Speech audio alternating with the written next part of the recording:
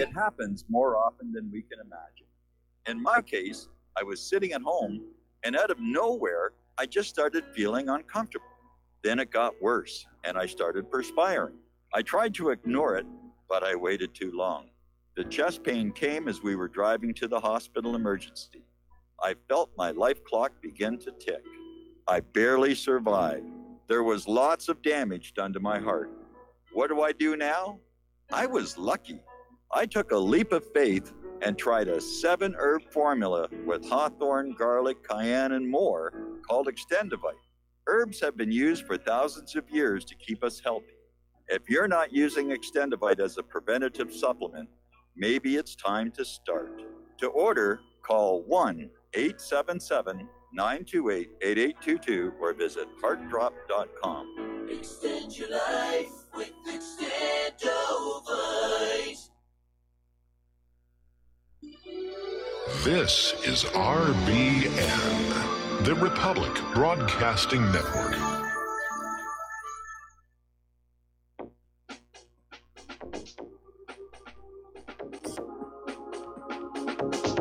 What Really Happened with your host, Mike Rivero. The history the government hopes you never learn. Here is your host, Michael Rivero. And aloha, America. Welcome to our show here. It is Wednesday, April 17th, 2019, middle of the weekday, hump day, starting that long, slow glide down to Pauhana Friday, and another interesting weekend of whatever it is we've got to be keeping us interested. Okay, the phone lines are open, 800-313-9443, 800-313-9443. Mike is in our control room, ready to put you on the air with your comments, questions, and opinions here. And let me get things sorted out just a little tiny bit here. And there we go. All right, so getting on into it. A lot of people still talking about Notre Dame. A lot of people still wondering if, in fact, it was not an accident. Glenn Beck is definitely out there pushing the idea that this may have been a continuation of the wave of vandalism and arson that has been hitting French Catholic churches for quite some time.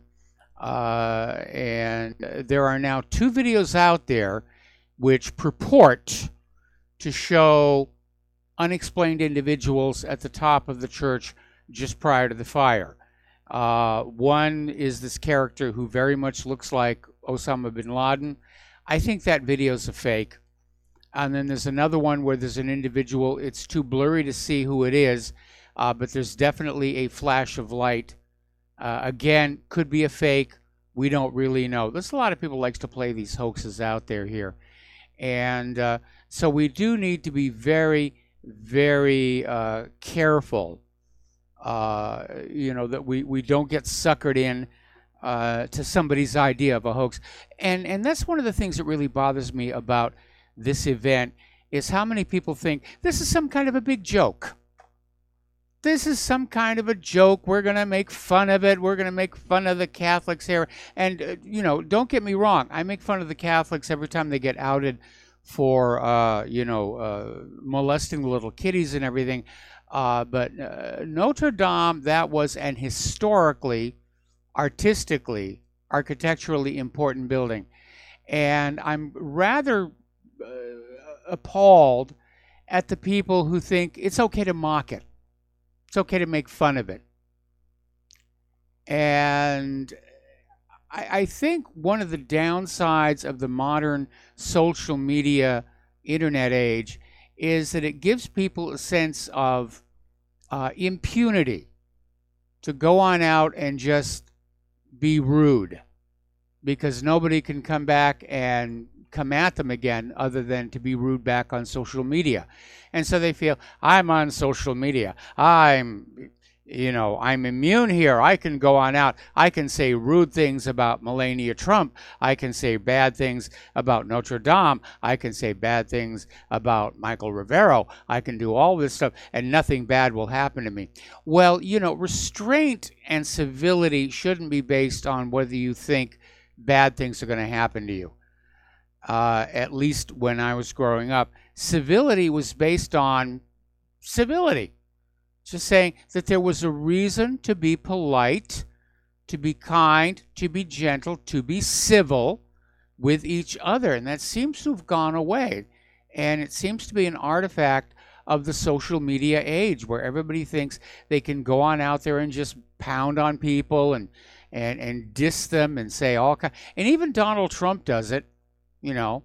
And that may be part of the problem, where everybody thinks, well, the president's doing it, I can do it here.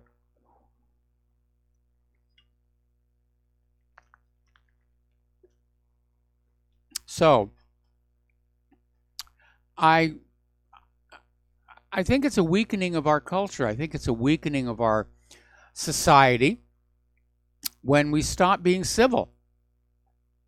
And I don't want to say it. And everybody who's listening to the show knows I am not a religious man. But I feel the loss of Notre Dame from the historic architectural sense. It is a great loss. As would be, for example, the collapse of the Sphinx or a pyramid somewhere. And I don't think it's appropriate to make fun of it or to diss it in any way. I don't think it's appropriate behavior at all. And I regret the lack of civility that I'm seeing out there on social media. Anyway, getting on back to the cathedral itself, it turns out the great organ did suffer some damage after all. Yesterday they were saying it didn't suffer any damage, but of course they're still getting the debris and the burned wood off of it, and it did suffer a little bit of damage. Now, it had been refurbished 20 years ago, gone through a renovation. So while there are still some of the pipes that go back to medieval times, most of the organ is only 20 years old. And they're going to be renovating that as well, obviously. Okay, we're going to do a shout out now to our on-air affiliates. We're just now rejoining our network here. And Paul Joseph Watson also had a comment out here talking about how BuzzFeed ran defense for the vile people who celebrated the Notre Dame fire. Now, I know there's a lot of people who celebrated the fact that Al-Aqsa caught on fire yesterday, or actually on the same day as the Notre Dame fire. And I don't know, there's this thing where everybody wants to burn everybody else's religious icons. We know that Israel wants to destroy the Al-Aqsa Mosque and the Dome of the Rock, and probably most of the Christian sites as well. And I understand this is a very instinctive part of human nature. When you go into another country, you know, you go on in and you're fighting because your God told you to go and smite the wicked and the sinners and the infidels. And so you go on in and you basically destroy their holy places. I don't agree with that. It's a big planet. I think there's enough room for everybody's holy places. I really do. One of the best moments I like in the movie The Kingdom of Heaven, directed by Ridley Scott, is at the very end when Salahuddin has taken the city of Jerusalem, and he goes into this church, and there's a cross lying on the floor. And he just picks it up and with respect, reverence, gently sets it on the table, on the altar. I think that's appropriate. If you're going to be religious, shouldn't you be respectful of everybody's religion? Respect first your own, obviously. But where did this whole thing come from of you have to go around destroying the symbols and the worship places of the other religions?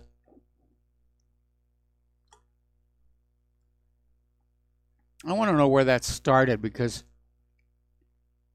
that's responsible for a lot of suffering.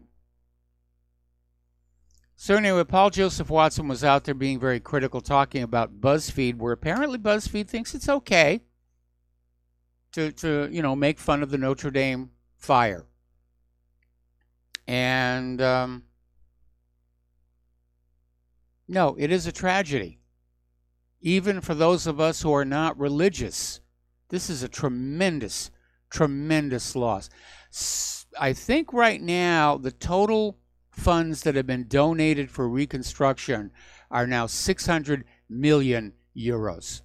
So they're going to be able to do a proper job of rebuilding the interior, rebuilding the organ, and it's going to be a new and better cathedral. And here is where it gets kind of interesting. A lot of people have said that the burning of Notre Dame is a metaphor for the collapse of the West, and they may very well be right, because it turns out that there had been concern raised recently over the condition of Notre Dame.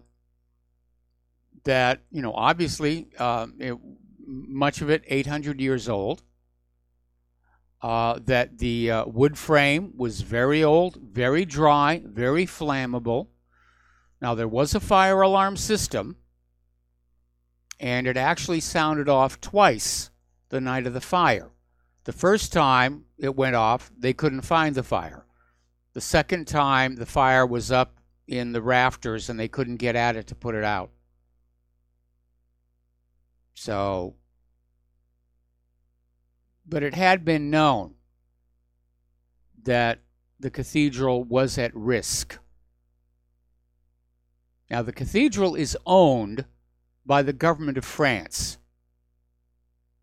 The really old cathedrals in France are all owned by the government. They are operated by the Catholic Church, but they're owned by the government of France. And the government of France basically, they had started a $6 million renovation to replace the spire at the top and a few other things. But apparently, as we could see from the way it burned up, it was a disaster waiting to happen. It was a disaster waiting to happen. And, but again, the good news is the 14 statues, the copper statues that were at the top of the building, those had already been removed for the renovation. They've been saved and preserved. The altar is saved. The cross above the altar is saved. The organ is sort of kind of okay. They can repair it. Much of the other artwork and the relics were saved as well. So it will get rebuilt. These things do get rebuilt. Most of the so-called historic buildings aren't as historic as you might think they are. If you ever been to the White House, you say, oh, the White House, and you think John Adams. Nope. That White House has been completely rebuilt several times throughout history. There's only one section of the White House that dates all the way back to the original building, and that's like one little tiny corner that they make a point of preserving for that very reason. But the rest of it, I think most of the interior was completely redone during Truman's administration. Anyway, we're going to take a phone call now. Al in Canada. Aloha, Al. Welcome to the show. What's on your mind? Hi, Mike. I hate doing this to you, but I got to make a correction. The government of France doesn't own anything. People that live in France own everything. Okay. So it's actually the taxpayers' cathedral, right? Yes. Unless you know something I don't. Well, I'm just going from the research that I did the other day, which said that Notre Dame is actually owned by the government of France, which mean the people of France. But whoever was in charge of it, whether it's the government of France or the people of France, they knew there was a problem. Yeah. When stuff like this happens, Mike, I just don't believe it. My first reaction is, yeah, well, what really happened, which is exactly what your show's called. And just because, like you pointed out, over the years, that all the lies we've been fed, Macron should he really be running France at this point? Is his popularity even above 30%? You have the yellow vests over there protesting. Mm-hmm. This morning I was reading the news from a couple of different websites, and the people of France are united. Hallelujah, they've been saved. They are now one again. Yes. I don't think so. It's like everything else. Like that New Zealand shooting. I mean, and there was a video of that, for crying out loud. So that's easy to pick apart.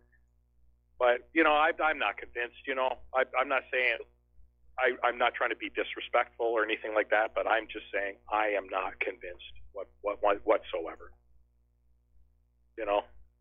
These people, they'll do anything. They'll do anything. Nothing is sacred to these people. Absolutely nothing. No, I understand that. I understand that.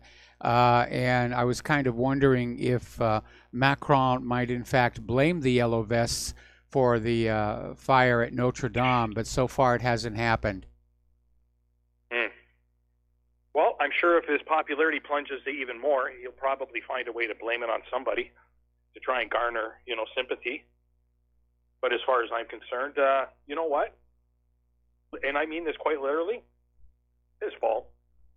Anything that happens in France is his fault. It's his watch, right? He was put there for a reason, to run everything that the people can't, because they're obviously working and paying taxes. They're paying these people to do this stuff. So, I'm getting too old to pussyfoot around with this kind of stuff. Especially the last 7, 8, since 2001, it's right there out in the open now. I don't care how they try and hide it. There's always ways that you can see through it. When it's, as soon as it started it happened, I figured, okay, hot work, right? They're doing some hot work on that, with the contractors. Maybe something let loose, right? A cigarette, and then of course, the next one, which is a false flag to garner sympathy. Well, see, here's the problem. Here's the problem. If they were going to exploit Notre Dame and blame somebody for it, they would have assigned the blame by now. The longer they wait, the less emotional the impact is for most people, and the less they're going to be able to exploit that emotionality. If you remember on 9/11, before the buildings had even come down all the way, oh, it's Osama bin Laden. It's definitely Osama bin Laden. And they were out there casting the blame. In this case, they didn't have somebody to blame for it, which is why I tend to think it genuinely is an honest accident. Right. Who are they going to blame, though, Mike? Are they going to blame Muslims? They can't do that. They could do that, or they could blame the Yellow Vests. Well, see, I never thought of that one, and well, there's something there, but they don't even have to assign blame, right? All those poor French people, and like this morning, I said they're united. They're united. No, they're not. No, they're not. The French people aren't united. I don't really think any of the Western countries, the people inside of them, are united. The government has been picking away at us for too long, trying to divide it all up. No, so anyway, that's my 2 cents. I mean, I'm sorry. It's what do you? I'm sorry. I mean, I just can't believe this stuff anymore. I really can't. Anyway, thanks a lot, Mike. I appreciate your time. Have a good show. All right, thanks an awful lot. We're going to let you go here. Now, as you know, one of the head scratchers regarding Notre Dame is the fact that part of the Al-Aqsa Mosque was also set on fire at the same time. And there's yet another interesting coincidence. Apparently, Michelle Obama was on a dinner cruise on the River Seine in Paris when the Notre Dame Cathedral caught fire on Monday night. And apparently they were looking at what was going on. So that's another interesting coincidence to be there here. All right, so let's talk about Julian Assange, because they're trying to make an example out of him. They don't really have a case. The statute of limitations has expired on pretty much everything they want to charge him with. They're trying to say that somehow this is linked in with terrorism, but it isn't. And his prosecution is much more than attempting to hack a password. It's an attack on independent journalism. We'll be right back after these few words.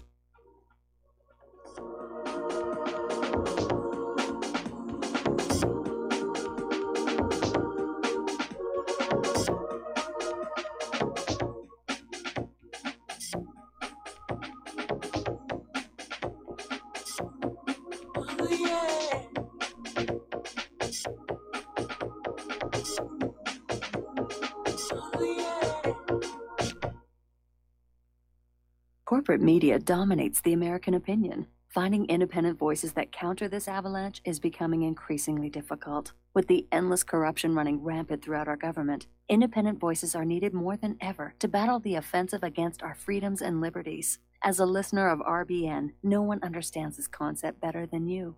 Now it's up to you to do your part. The time has come for you to take action and begin broadcasting the truth to hundreds or thousands of people every month. Sound impossible? Quite the contrary. With pointed slogans from LibertyStickers.com, you can reach countless sleeping Americans unaware that they live in a real-life wonderland. LibertyStickers.com has a huge inventory of political bumper stickers and messages that reflect the truth about our government, our politicians, and the future of America. With so many in stock, there's one perfect for you. Visit us today at LibertyStickers.com. Again, that's LibertyStickers.com.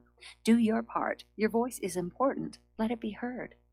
Folks, we're living in a world the likes of which we've never perceived any clearer than we do now. The plan for global governance has been in the works for generations and would have likely been achieved by now but for the fact that the globalists left open their Achilles heel. With all their tools, Federal Reserve System, fiat currency, no child left behind, and then Common Core education introduced to our schools to dumb us down, vaccines, pharmaceuticals to lobotomize us, GMO foods, insertion of compromised or bought and paid for politicians, judges, mainstream media propaganda, all pieced together like a puzzle designed to ultimately bring the world under submission. But with all their strategy, they forgot one thing: knowledge. And knowledge is power. With knowledge, their bombardment is nullified. Folks, with that, as brilliant and knowledgeable as you've become, among the wisest audience of any radio audience in the world, and you are, I want you to take a moment to reflect and ask yourself, how much of that knowledge did I obtain from Republic Broadcasting Network? How high has my consciousness been raised since I've been a listener? How fast am I now able to discriminate truth from fake news by being a Republic Broadcasting listener? How clear am I now able to see the world since I've been listening to RBN? Ask yourselves those questions, folks. Then ask yourself, what is that knowledge worth to me? Like my morning coffee, how would I survive without it? A voice of truth in a sea of lies. Do we not all need to make sure it survives? Like public broadcasting, we are now finding we can only survive with listener support. Censorship, advertisers being attacked, truth itself being attacked. It's the only way through this. We at Republic Broadcasting humbly ask you to become a supporter. Look at your budget and make a determination of what Republic Broadcasting is worth to you and what you can afford on a monthly basis. Go to republicbroadcasting.org and pledge 20, 30, 40, 50, if possible, 100 a month or more if it's affordable. Click the donate button and become a regular monthly donor. Assure both us and yourself that Republic Broadcasting truth will continue to flow like that morning coffee. The network thanks you. If you got the money, honey, we got the bombs. We'll plant 'em anywhere you like and blow up anyone. Whip this world into a frenzy, killing babies, dads, and moms. If you got the money, honey, we got the bombs. If you got the money, well, we won't say we did. The towers in New York.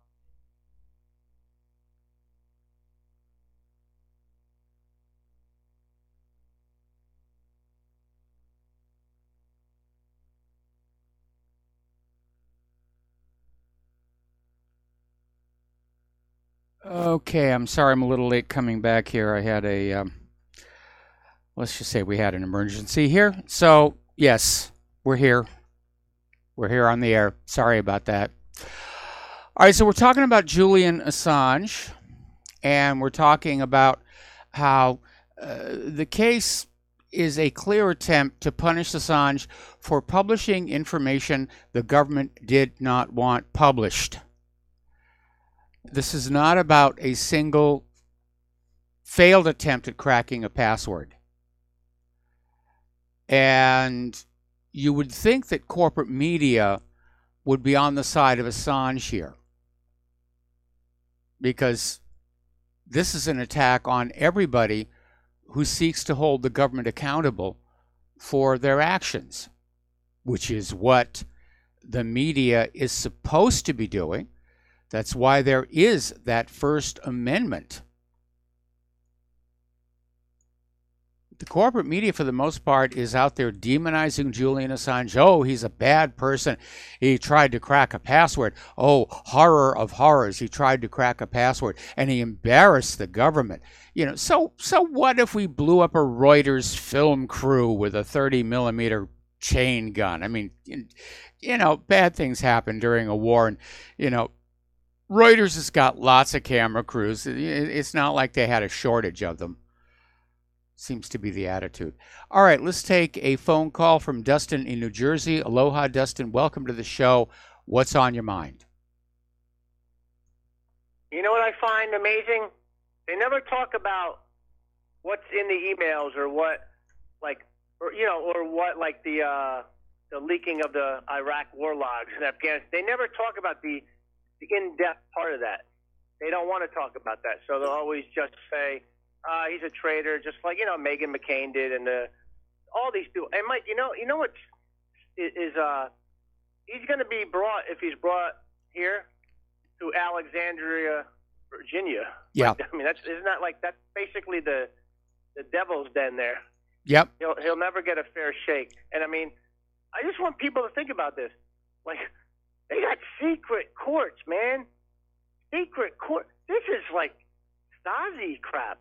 Come on, people. Like, secret courts, it's a clown world. They're calling it a clown world. I mean, I can't, Judge Napolitano called him a hero, and he is a hero. And like I said the other day, if you take away your freedom of speech and freedom of the press, then you got nothing left here. Yeah. It's gone. Yep. It's absolutely gone. And some people don't have a problem with that. Like, I mean, Mike, I'm curious, what do you think about Rand Paul coming out and saying, like, they should basically talk to Assange? I mean, there's people out there that think, oh, it's a 4D chess move by Trump to take down the deep state. No. It's not a 4D. Yeah, I mean, if John Bolton wasn't with him and Elliot Abrams and Mike Pompeo, I might think that. But this is not a 4D chess move. No, it is not. This is about a threat to this cabal we got. And John Bolton's part of that group. Remember, he was one of the architects of the Iraq War. And Elliot Abrams with the Iran-Contra, death squads. So this guy, Trump's not going to save this guy. No way. Like I said, I might have thought he would if he didn't have these people around him. But which leads me to Trump on, Mike, what did you take on this? He vetoed they passed against Saudi Arabia with the Yemenis war. Yeah, that one, it wasn't unexpected, but I'm obviously very disappointed in Trump for doing that. That in point of fact, he has, he's vetoed the bill. He's basically wants the Yemen war to continue. It's just, I know Joe still supports him because he, I don't know Trump, though. I mean, I live in New Jersey. I know people who worked in Atlantic City, and Trump's from, New York, Atlantic City, and all that. But we don't know this guy. I mean, I voted for him. I mean, I had hope in him. But like I said, I don't know him personally. Nobody does. Nope. People who support him or don't, So I don't know what. And Mike, did you see this other report about they pulled a Foley on Trump? So this is what they're saying about the dead kids and dead ducks thing with the Russia Skripal fake poisoning thing. Did you hear about that? Yes. And everybody should know this. The Skripals is linked to the Christopher Steele dirty dossier. And why isn't Trump firing the head of the CIA, the intelligence, for pulling this? Like he coerced you into an illegal mortgage transaction. A huge number of mortgages made in the last 10 years have legal issues and are possibly defective. State laws and the U.S. Supreme Court have upheld that defective mortgage documents are grounds for foreclosure defense and for counterclaims in favor of the homeowner. If your mortgage has been sold or assigned since closing the loan, it may be defective and you may be paying the wrong party, and the lender may not have standing or the right to foreclose or collect payments under the law. If you would like to know if your mortgage is legal or not, or know if you are paying the right party, we can help. Our initial consultations are free of charge. We are not attorneys. We are legal researchers and work closely with experienced lawyers who know how to help you find the evidence to help you keep your home. Call toll-free 1-855-2-KEEP-IT. That's 1-855-2-KEEP-IT today. Corporate media dominates the American opinion. Finding independent voices that counter this avalanche is becoming increasingly difficult. With the endless corruption running rampant throughout our government, independent voices are needed more than ever to battle the offensive against our freedoms and liberties. As a listener of RBN, no one understands this concept better than you.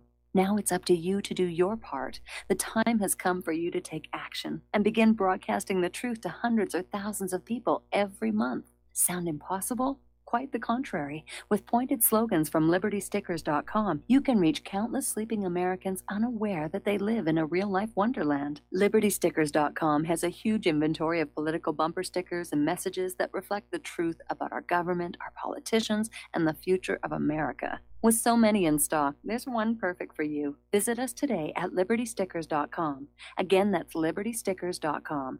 Do your part. Your voice is important. Let it be heard. Without the right accessories, any guy can be off the mark. Whether you've invested thousands in your arsenal or you own a single trusted firearm, a visit to AROutfitting.com is in order. It's one of the finest online selections of tactical optics and AR parts and add-ons, like EOTech, quick target acquisition with no peripheral loss. Browse the full range of Nikon scopes and binoculars. AROutfitting.com can illuminate your world with Streamlight gun-mounted lights from keychain to large handhelds, up to 1,100 lumens. Find some stability with Battenfield tactical bipods. AirOutfitting.com has CMMG gun parts, barrels, assemblies, handguards, part kits, and more. Plus mag-full clips and magazines. I know I've got you excited, so take a breath. Head to AirOutfitting.com. The site's super easy to navigate and features a ton of technical info, including links to manuals. We also welcome vendor and manufacturer inquiries. Remember, if you don't see it, we can get it at AROutfitting.com.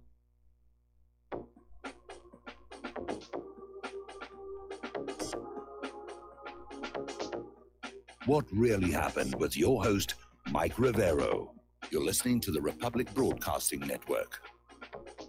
Here is your host, Michael Rivero. And aloha, America. Welcome back to our show here. We're talking with Dustin in New Jersey, and we're talking about, well, all kinds of different things here. But I think overall, again, looking at the fact that Trump did veto that bill that Congress passed to end U.S. involvement in the war in Yemen, I think it's very telling that Trump wants to be a war president, that he thinks war is cool, that he thinks it's okay to just, go on out and kill all these people.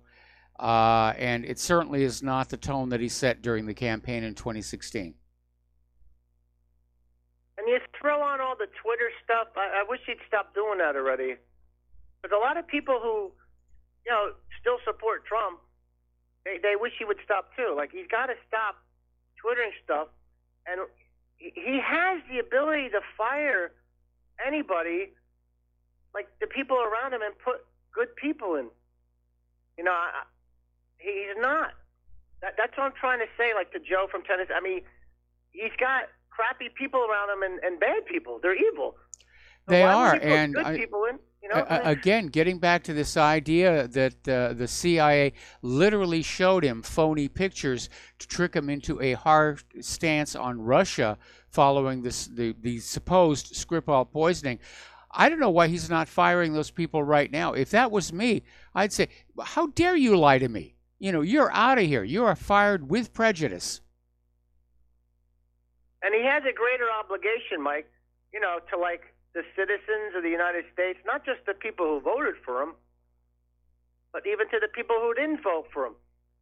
To let this Russia thing drag on with this Venezuela thing. Now Cuba, did you hear about Cuba? He's gonna allow you to sue back since 1957. So after the Communist Party in Cuba took over, he's gonna allow you to sue to get your whatever company you can sue that they took away from the Americans back in the day. I'm like, what the heck? I mean, I don't know anymore, Mike. It just blows my mind. Yep. You know, and now they're saying like $25. If you're an American, if you go over there, you only can spend up to $25. You got to, when you come back, you got to like show what you bought. I mean, this is not like freedom of anything, man. Like, if you don't like Cuba, fine, but like, who the hell are you to tell me where I can or can't go?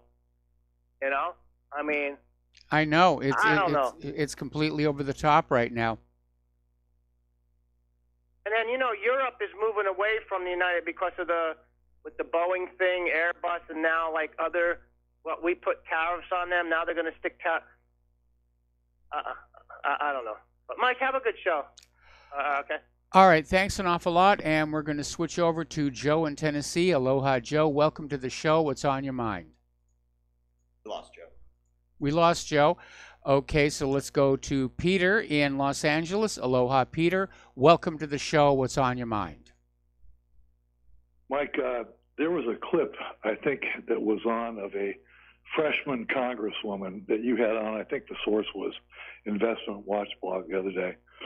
And I played it, and this freshman female congresswoman was saying how, talking about the freshman class, about Democrat, by the way, about how glad she was to work with all the freshmen especially all the veterans and CIA people that have come in.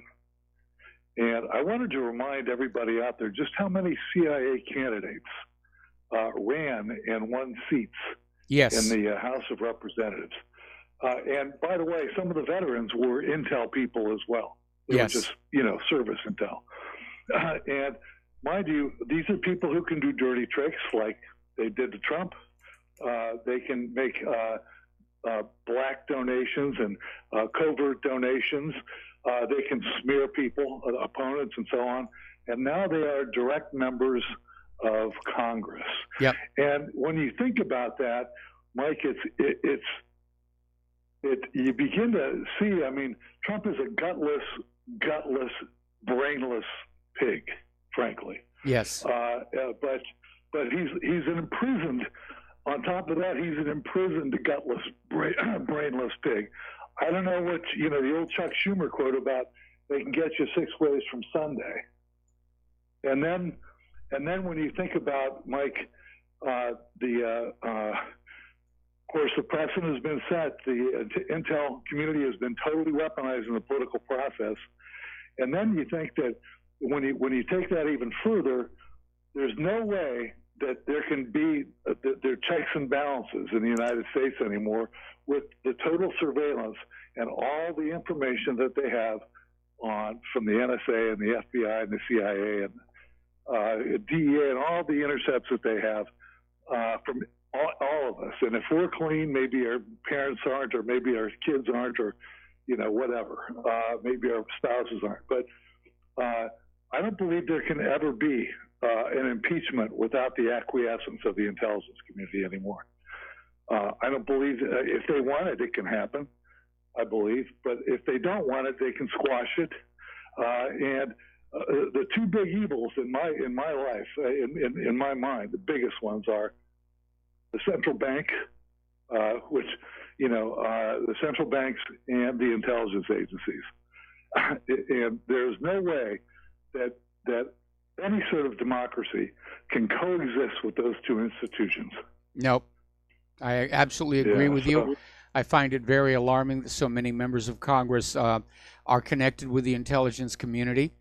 And I vaguely recall that I think it was literally in the old Soviet Union where if you were KGB or GRU, you could not run for political office. And I know there are rules here in the United States. For example, if you're special forces, you can never have a rank above major. I mean, there are certain classes of people in any society that you view as being inherently dangerous and destabilizing, and you try and say, okay, we're going to contain these people, but apparently not in Congress. I can tell you that the special forces thing, that's not the case, Mike. And then I look back at Yuri Andropov. Remember him? He was head of the KGB. He became head of the party. And even going back to when they had to arrest Beria. Beria was, of course, jockeying for the head of the party as well. Yes. So I'm not. I think it should be that way. There shouldn't be intel operatives be able to do that, but we wouldn't be able to tell who they were anyways. They can covertly finance anything, and they are really dangerous. And think about the checks and balances out there, everybody listening, and about how they're the arbiters now of whether a president survives or doesn't survive. They're involved in every election. They're involved in every transaction that you make that's electronic. They have access to, and they can get to you as well. So it's really it's Big Brother, big time.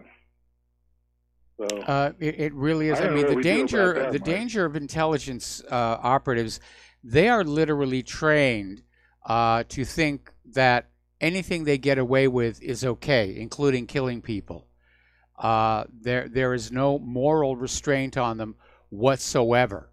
And of course, as an intelligence operative, you want them to be that way. But I think it's very dangerous to have them in part of the civilian government, again, because of that very same mindset. Yeah, and remember, Mike, remind everybody out there that the intelligence agencies bugged their own oversight committees and threatened them. I mean, that's where we are, really. They bugged their own oversight committees. Yes. And nothing was ever done about that, Mike. Nothing. Yeah, absolutely. That's absolutely was the case. Watch and see these people who just got into Congress, and there's others there as well. Watch and see how it will be a natural thing for them to float to the House and the Senate Intelligence Committee staffs, or and they are going to be, the Intelligence Committee will be overseeing itself even there. Yep. And it's only getting worse. It is. It's absolutely getting worse. I mean, I don't know how this country can survive much longer. Did you, Mike? And now they're enlisting, as you see in the Trump Russiagate thing. It becomes clear that they had cooperated internationally with other intelligence agencies, certainly the MI6 and possibly Australia, in coming up with this Russiagate thing. So they have their own alliances. They have their own statecraft. Yes. And it's really something when you think about it. It is. It's a very, very scary situation. And, of course, the fact that intelligence agencies have their own statecraft and their own alliances. We've known about the Five Eyes. I mean, that goes back to the 1980s, where they were cooperating with these other countries for the Echelon program. And of course, Mockingbird. And the paramilitary thing. And then when you think about the fact that nobody really knows what their budget is because that's limited to the Intel Committee, right? Yes. Which they'll control anyways. And some of that's even classified above that level, I believe. And then they have all the stuff that they do that's off the books, that's illegal, like smuggling drugs, smuggling body parts, probably, murder for hire, probably, certainly blackmailing people and intervening on behalf of companies who, you know, if you can think of it, they're doing it. Yes. And they're making money off of it. And so we have no idea how much money they make. Not even Congress has any idea what kind of money they make. And they're totally, apparently, unregulated at all. Yes. I mean, if they're doing their own oversight committee, they're completely rogue. So they are. They absolutely are. And, you know, originally it was supposed to be that, you know, intelligence agencies would go to Congress for funding for covert operations, which gave Congress some oversight and control. But again, going back to the 1980s, well, actually even before that, all the way back to Vietnam, the CIA engaged in its own drug smuggling operations to raise money for covert operations that didn't have to be reviewed by Congress. Yeah, exactly. Military was involved in that as well. Military intelligence was, and none of it's clean. And then, of course, they tortured people and destroyed all the evidence and claimed that they lost it.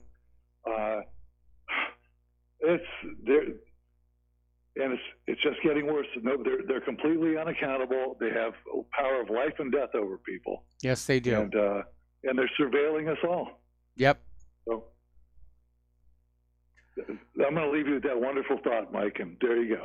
All right. Well, thanks a lot for the phone call, Peter. We're going to switch over to Terry in California. Terry, thank you for waiting so patiently. What's on your mind? Hey, Mike, I was told Zionists are in firm control of those intelligence agencies that Peter was talking about. And also that's the group that would like nothing better than to get a war going between the Christians and the Muslims. True. And there's this guy, David Horowitz, has got these blogs he puts out to email to the unsuspecting, naive Americans. One of them is Jihad Watch, and the other one, Pam Geller.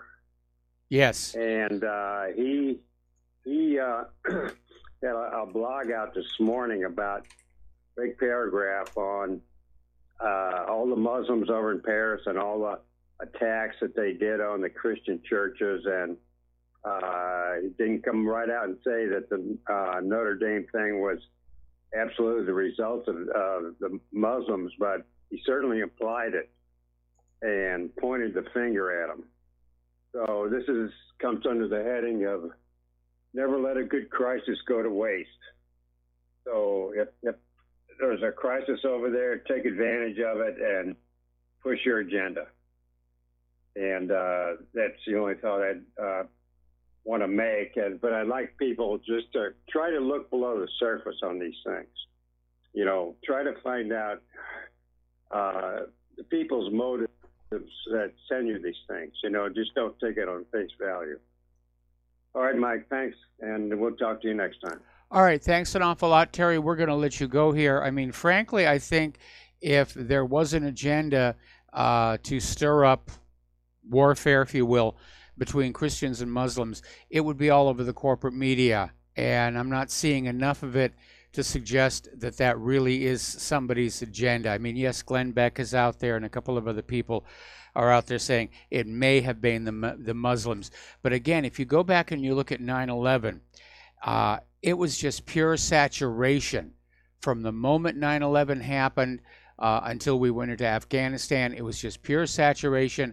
It was Osama bin Laden. It was the Muslims. Oh, those bad Muslims, they did 9/11. And we're not seeing that here, which is why I think it genuinely was an accidental fire. Okay, let's go to Gabriel in New York. Aloha, Gabriel. Thank you for waiting. Aloha. Welcome to the show. What's on your mind? Hello, Mike. Appreciate your show, and I appreciate you letting me in to say my piece. I just wanted to, I have to tell you honestly, I'm a little, not that I'm a wonderful Trump supporter, but we don't know what's going on with Trump. You know, somebody may have a gun to his head.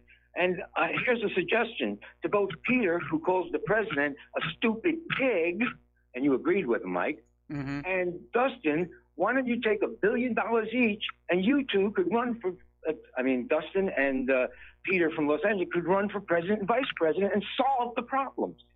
Just a thought. Yeah, but Trump did spend the money. He ran for president. We supported him. He made a bunch of promises which are not being kept. Okay, and I don't care what the reason might be, if somebody's got a gun to his head or to his family's head. I'm not looking for excuses. I'm looking for something to get done. Supposedly, the presidency is the most powerful office in the world.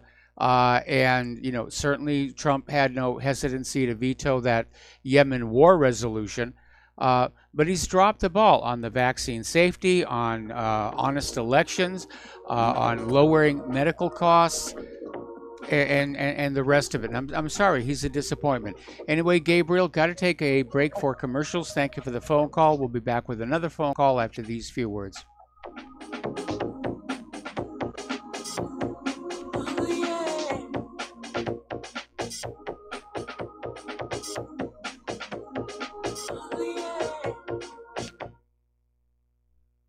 Hi, folks. CBD is the home run hitter for health right now. Why, you ask? Because of what it does for the body. Unfortunately, I can't tell you all about the benefit. You know, there's reasons. Do your due diligence and log on to ancientlifeoil.com. That's ancientlifeoil.com. Ancient Life Oil uses organic ingredients and is blended in coconut oil for some of the best benefits. Legal in 50 states and non-psychoactive. Log on to ancientlifeoil.com. That's ancientlifeoil.com. Do you worry a lot? Whether you're a college student, busy professional, parent, or grandparent, ongoing stress and elevated levels of the stress hormone cortisol can rob your memory, your health, and your future. Now you can combat the effects of stress and anxiety while improving your memory and recall at the same time with the dietary supplement Calm and Clever. Studies show that the ingredients in Calm and Clever reduce cortisol by as much as 30% in 1 to 2 weeks. Call 1-800-758-8746 or calmandclever.com. Tired of being lied to by mass media? It's growing more and more apparent today that news is received less and less through standard media outlets. Even with a growing audience every day, RBN is beginning to direct more efforts into social media. Social media and the use of the internet is fast becoming the primary source of people for news, regardless of demographic. RBN has set out to provide some of the best news on the internet through republicbroadcasting.org, and also has begun to use the tools to our advantage by way of social media. Republic Broadcasting is now operating a Facebook page to function as yet another avenue to have our collective voice reach new audiences across not only America, but across the globe as well. The Facebook page features not only news, but also an RBN player to listen to our broadcast. Get involved by visiting facebook.com/Republic Broadcasting and liking our page and share it with your friends and family, because you can handle the truth. Many people write us about their experience with Extendivite. Allow me to read you some from Amazon.com. It really does work like the review says it does. I cannot believe that after the first few days, I didn't feel as sluggish or clogged up. It has had a profound impact on my physical, emotional well-being. I'm skeptical as most people about products and their claims, and I never write reviews, but this is a wonderful product and I recommend it to everyone. Great product. It has brought my blood pressure from the mid-150s over the 80s to the mid-130s over mid-80s, along with diet and exercise in just the past couple of months. Excellent. Thank you, David. Tell us your story. Get Extendivite today. Call 1-877-928-8822 or visit heartdrop.com. Extend your life with Extendivite.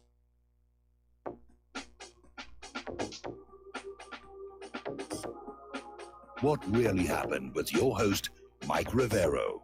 Join Mike on the air. Call toll-free 800-313-9443 800 313 9443.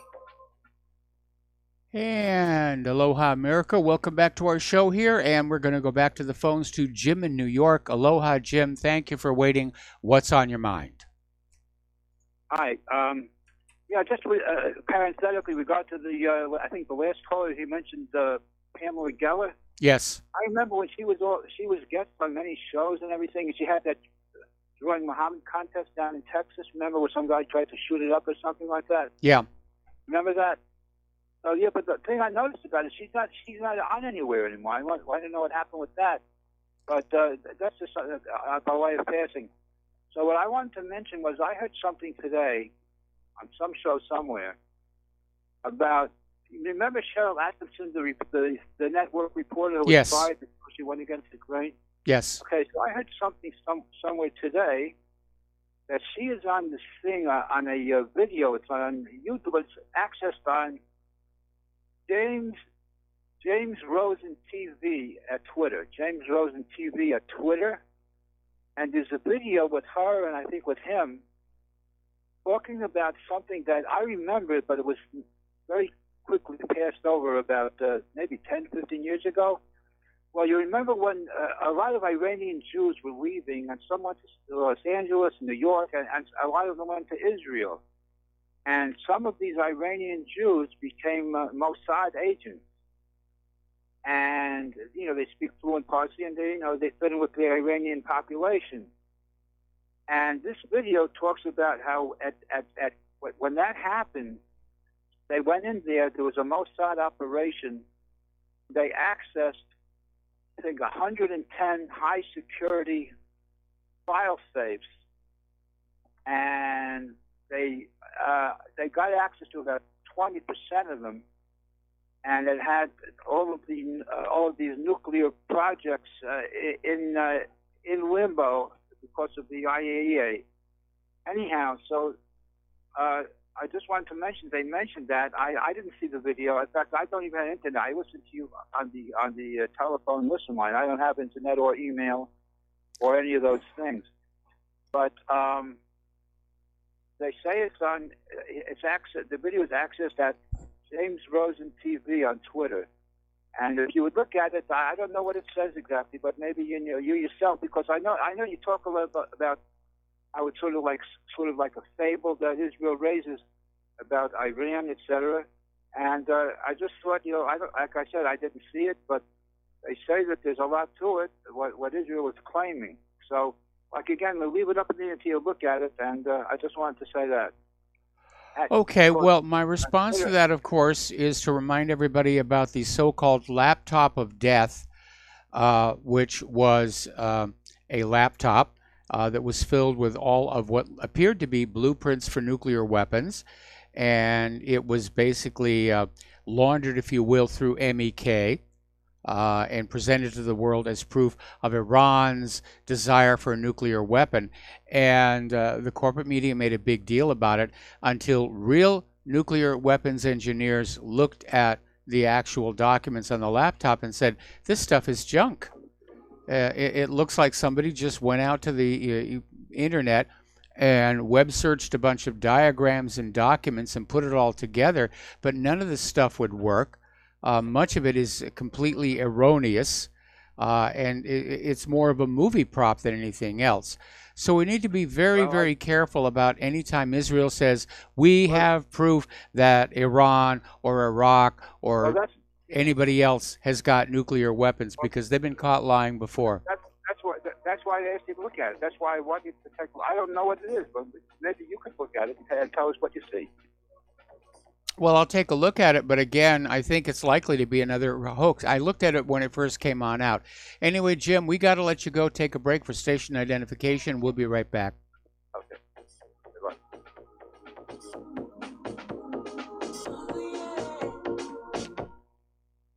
Homeowners, if your lender has gone out of business or sold your transaction to another lender or servicer, you may be the victim of a wrongful foreclosure resulting in the loss of your home. If you've already lost your home, are in foreclosure, or even in good standing, you can challenge the mortgage transaction's illegal issue, and your property can be restored to you, and your foreclosure can be stopped or reversed, and the mortgage transaction declared unenforceable. State laws, U.S. title codes, the Uniform Commercial Codes, and U.S. Supreme Court rulings have upheld that defective mortgage documentations can reverse or stop foreclosures and enforce property title claims in favor of the homeowner. We are having successes in stopping the process of foreclosure, the enforcement of the foreclosure judgments, the sale of property, and evictions after the sale. We are not attorneys, and we don't give legal advice. We are a professional team of legal researchers, providing forensic mortgage audits and expert witnesses. We have the knowledge to produce the evidence and enforce laws regarding your legal issues. We've been in business for 12 years without a complaint. Consultations are free, and we provide a free title search to confirm if your mortgage has legal defects. Please call 855-253-3748. 855, the number 2, keep it today.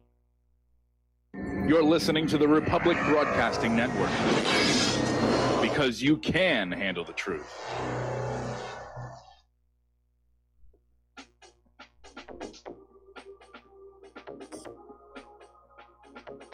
What really happened with your host, Mike Rivero, because World War III is a really bad idea. Here is your host, Michael Rivero. And aloha, America. Welcome back to our show here, hour number 2. And let's see here. I need to skip on down to something and get... and here we go.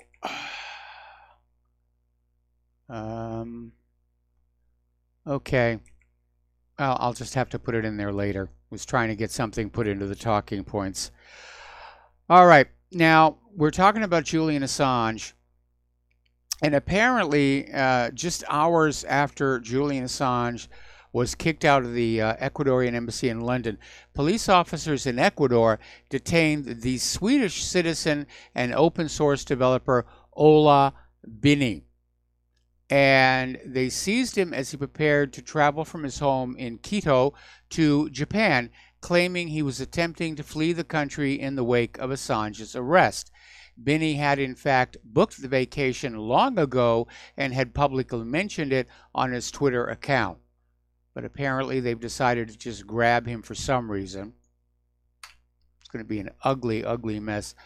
Over in Peru, the former president, Alan Garcia, has died, apparently during a police raid regarding a massive corruption investigation. He shot himself, and he was rushed to the hospital. They put him into surgery, and he didn't make it. The doctors provided cardiac resuscitation 3 times, and they were operating on the 69-year-old, but he didn't make it. Now, this is an amazing story. It's about a guy named Micah Herndon. He's a 31-year-old Marine veteran. He served in Afghanistan. And while he was deployed there, 2 Marines he was serving with and a British journalist were killed by an improvised explosive device. One of these men was his best friend, Matthew Ballard. And Micah, in an interview with the Washington Post, said, "Survivor's guilt is real." And he says, "I definitely have it because I was the lead machine gunner on that convoy, and I didn't see the bomb that was buried. I lived that every single day." So he wanted to run the Boston Marathon in honor of their comrades, in honor of their memories, rather, of his comrades here. And around mile 20 out of 26, Herndon's Achilles tendon began to hurt. He tried to power through and keep running, but he literally wound up. He refused volunteers who were going to help him, and he literally crossed the final stretch. He crawled over it before he would allow people to help him into a wheelchair. So that's a man with sand. It's absolutely a man with sand. Okay, another little story here, this one from Rutherford.organization, talking about from Jesus Christ to Julian Assange, when dissidents become enemies of the states. And that's exactly where we are right now, where the U.S. government and corporate interests view those of us who ask questions as enemies. We're enemies because we won't go along with the official story. We won't simply accept what we're told at face value. We won't buy the products. We won't have the injections, and that makes us enemies. We're a danger to their profits. So this article is out there saying, well, it starts with a quote. In a time of universal deceit, telling the truth is a revolutionary act, and that, of course, is from George Orwell. And when exposing a crime is treated as committing a crime, you are being ruled by criminals, and that also seems to be the case right now. We seem to have a criminal government, whether it's political corruption, rigged elections, keeping us all chronically ill to maximize the profit for the medical industrial complex. It does seem like we have a government that is itself criminal. We know that cybercrime is completely out of control. Our government's doing nothing about it. According to Kaspersky, the Equation Group hacker collective is the NSA. So they're just plundering and pillaging and taking whatever they can here. All right, we're going to take a phone call now from Joe in Tennessee. Aloha, Joe. Welcome back to the show. What's on your mind? Yeah, I was supposed to follow Dustin, who, by the way, I like. But then my neighbor came over with his tractor, and he wanted me to help him get something out of the mud. So okay, I know how that works. Do when you live in the country. Yeah, I know how that works. I drove a tractor when I was a kid. Yeah, well, we've had a flood here, and one of his tractor parts was in the flood for, making the field plowed. So I had to go in there. I have a pair of waders, so I went in there and we hooked it up, and he pulled it out with a cable. So that's done. But that's typical around here. Yeah. So and they're good neighbors. I like country people. But I wanted to talk about Notre Dame, and I really, I heard that guy on Alex Jones today, Zangambi or whatever, and I kind of think this is some kind of an occult ritual. I know you're not a religious person, but that doesn't mean there are not occult people out there that are. Oh, I know they are. And it's very convenient to be having a remodeling, to take the valuable statues down so they aren't burned, and to actually, I'd really like to know more about the company that was doing the remodeling or the construction and their ties with the government. I mean, remember 9/11, they were doing an internet upgrade, putting new fiber optic cables in the buildings. I think this is going to slowly come out. And at first I was kind of thinking, well, maybe the Muslims did it, the Islamists. But I'm starting to think, with the yellow vests and what's going on in France and the occult ritual aspects of it, I really recommend anybody has the time to look at Mark Passio's 9/11 as an occult ritual. These people do send their secret signals in events like this. And I think, it does sit on the old Temple of Jupiter, which was a Roman church. Yes. And there's a lot of esoteric, Illuminati, Freemason, Knights of the Templar stuff that goes on that the uninitiated, and I'm one, but I look into it, don't know. And I got to say, my initial feeling in my gut was equal to 9/11 when I saw this happening. Just that human response from, just seeing it, just that something is very, very evil with this. And I felt the same way, obvious, with 9/11. And there's not the loss of life that there was at 9/11, but I think this is actually culturally more significant.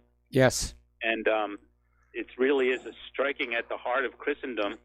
And I did find it interesting what you were saying earlier, that these buildings are mostly owned by the government of France. I didn't know that. I thought that the Catholic Church owned them. That's quite odd. But you got to wonder, people talk about how old the wood was up in the, roof. I mean, that wood was old 600 years ago. It was old 500 years ago. It was old 300 years ago. It didn't spontaneously combust. And like I said, with this, having these people there, so-called renovation, be easy enough for them to get up there and soak some kerosene, thermite or whatever they might use, and just light her off. I also find it very odd, like, to hear about the fire department and how late they were showing up. I mean, they showed up a half an hour after the fire went off. Well, that's a little bit of a clarification. There was a fire alarm that went off, and the firefighters showed up, but they couldn't find the fire.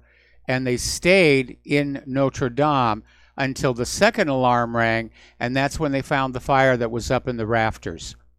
And that's the one that set the roof off. All right, because they supposedly the main equipment didn't show up for another hour. But, I think this is going to be like 9/11 in that the information will be out there, but it won't be covered by the main lamestream CIA-controlled media.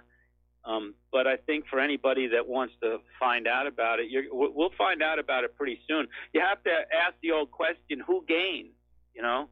And I would look more at Macron and Rothschild type demonic Illuminati more than anybody else at this one, especially to put an end, take the heat off with the yellow vest and the protests and the hatred of the establishment that's going on in France right now.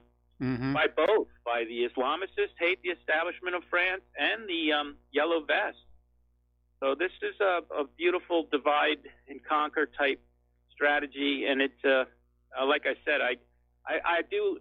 When I started looking at 9/11, it drove me into looking into the secret societies and the Illuminati and all that as a motivation and the symbology of it all. And this is really incredible. I mean, did you look into that iGoat thing, that the pre-programming of this that they had? Yeah, I've seen that animation before. It's a very interesting animation. Here's the thing, though: the object that is collapsing in that video is not Notre Dame.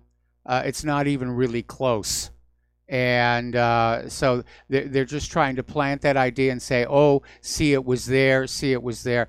And again, it's one of the reasons why you've got to be very, very careful about the stuff that is being thrown out there. Now, again, what is missing from this story, if this was an intentional act, then there has to be a socio-political element to it, and we're not seeing it. We're not seeing media propaganda saying, oh, it's the Muslims, it's this, it's that, be angry, be upset over these people. And we're not seeing that part of it, so there's no payoff. There's no reveal, if you will, and that's why I think that there's always going to be people out there saying, "Oh, it was a conspiracy. It was this. It was that."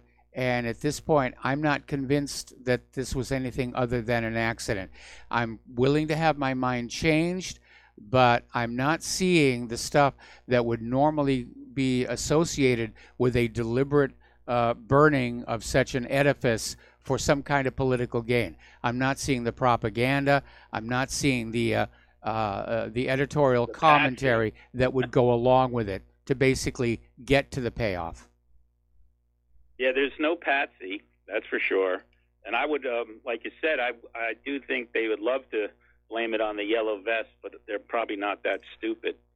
But I don't know. It just at my gut level, something tells me there's a very evil thing behind this, and that to me that's just going by my natural feelings. And if it's just an accident, then I wouldn't be feeling that. So I'm going to keep my eyes on this one. And like I said, if it is like an honest fire that was started by a welding torch or something, there shouldn't be any cover up. There should be a thorough investigation, so we can tell by the actual investigation that it's for real. Now, when they start shutting people up for just like insinuating possibilities, that makes my ears perk up a little bit. Like, why are you not want to see this It's like 9/11. You say, well, why want to investigate it? And everybody has a shit fit, and it's the same way. It's like, what do you got to hide? Let's thoroughly investigate this, and I'd like to look into once again who the people that were doing the renovations were, and are they connected to any kind of government agencies or intelligence services. Those are the kind of thing you start finding Marvin Bush's outfit that was behind it. And so that's the kind of thing I think we all should be looking for. Well, I mean, the name of the name of the company that was renovating the Spire is out there, and I don't remember the name off the top of my head. It's something Brothers, and this is kind of what they do, and they are being investigated by the French police to sort of find out what happened. But at this point, again, there are elements missing here that should be present if this was a deliberate 9/11 style event. Well, you're right about that when you think about it. But at the same time, I'm still very skeptical on this one. But we'll see. I mean, it is a convenient thing to happen. Just as far as why is it convenient? Who's it convenient for?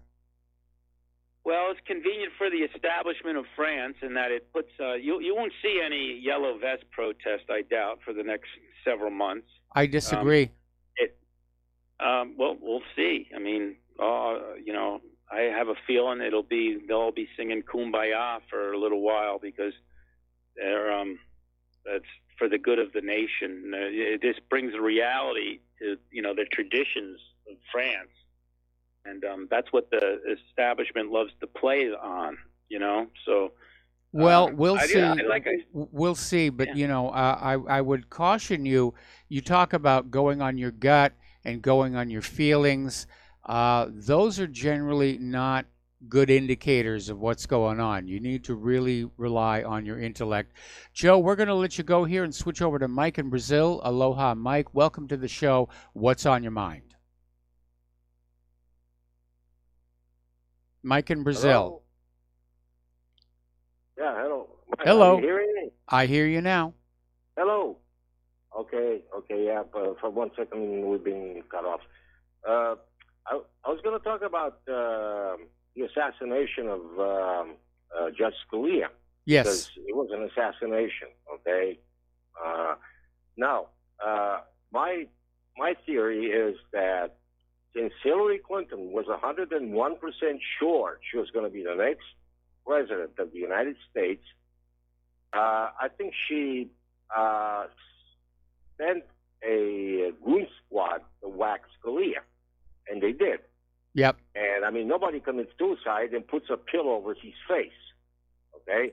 Secondly, the Justice of the Peace has no qualifications to declare a death natural or otherwise. So my opinion is that Hillary Clinton wanted to kill Scalia because he was one of the most conservative judges that you could have on the Supreme Court. Yes. He was famous for this. We all know that, right? So she wanted to get rid of this guy so she can appoint, thinking that she's going to be the next president. I mean, there was no doubt in her mind that she's going to be the president.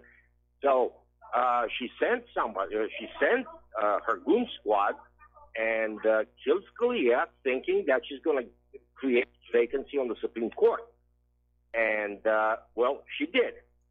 And I think Hillary Clinton could add this guy's body on her infamous body list. What do you think of this? Well, the problem with that is that Scalia, unfortunately, died at a time when Obama could have appointed a judge. Of course, it would have been a liberal judge, so it really wouldn't have been up to Hillary. I'm convinced that Scalia was assassinated. I don't think there's enough information to lay the blame at Hillary. So you think that Obama could have had plenty of opportunity to get rid of Scalia, and he did not? The problem is that Obama was not Hillary Clinton. Obama was orders of magnitude less evil than this witch, Hillary Clinton.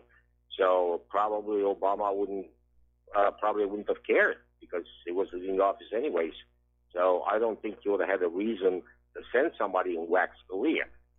But Hillary had many reasons to get rid of Scalia because in her mind she was already the president. Remember the actress running over the room? She beat up Podesta. Yep. Left him with a bloody face, broke his nose. I mean, this is a subject for comic books. And I was thinking because nobody, I'm listening to your show like, religiously so, right?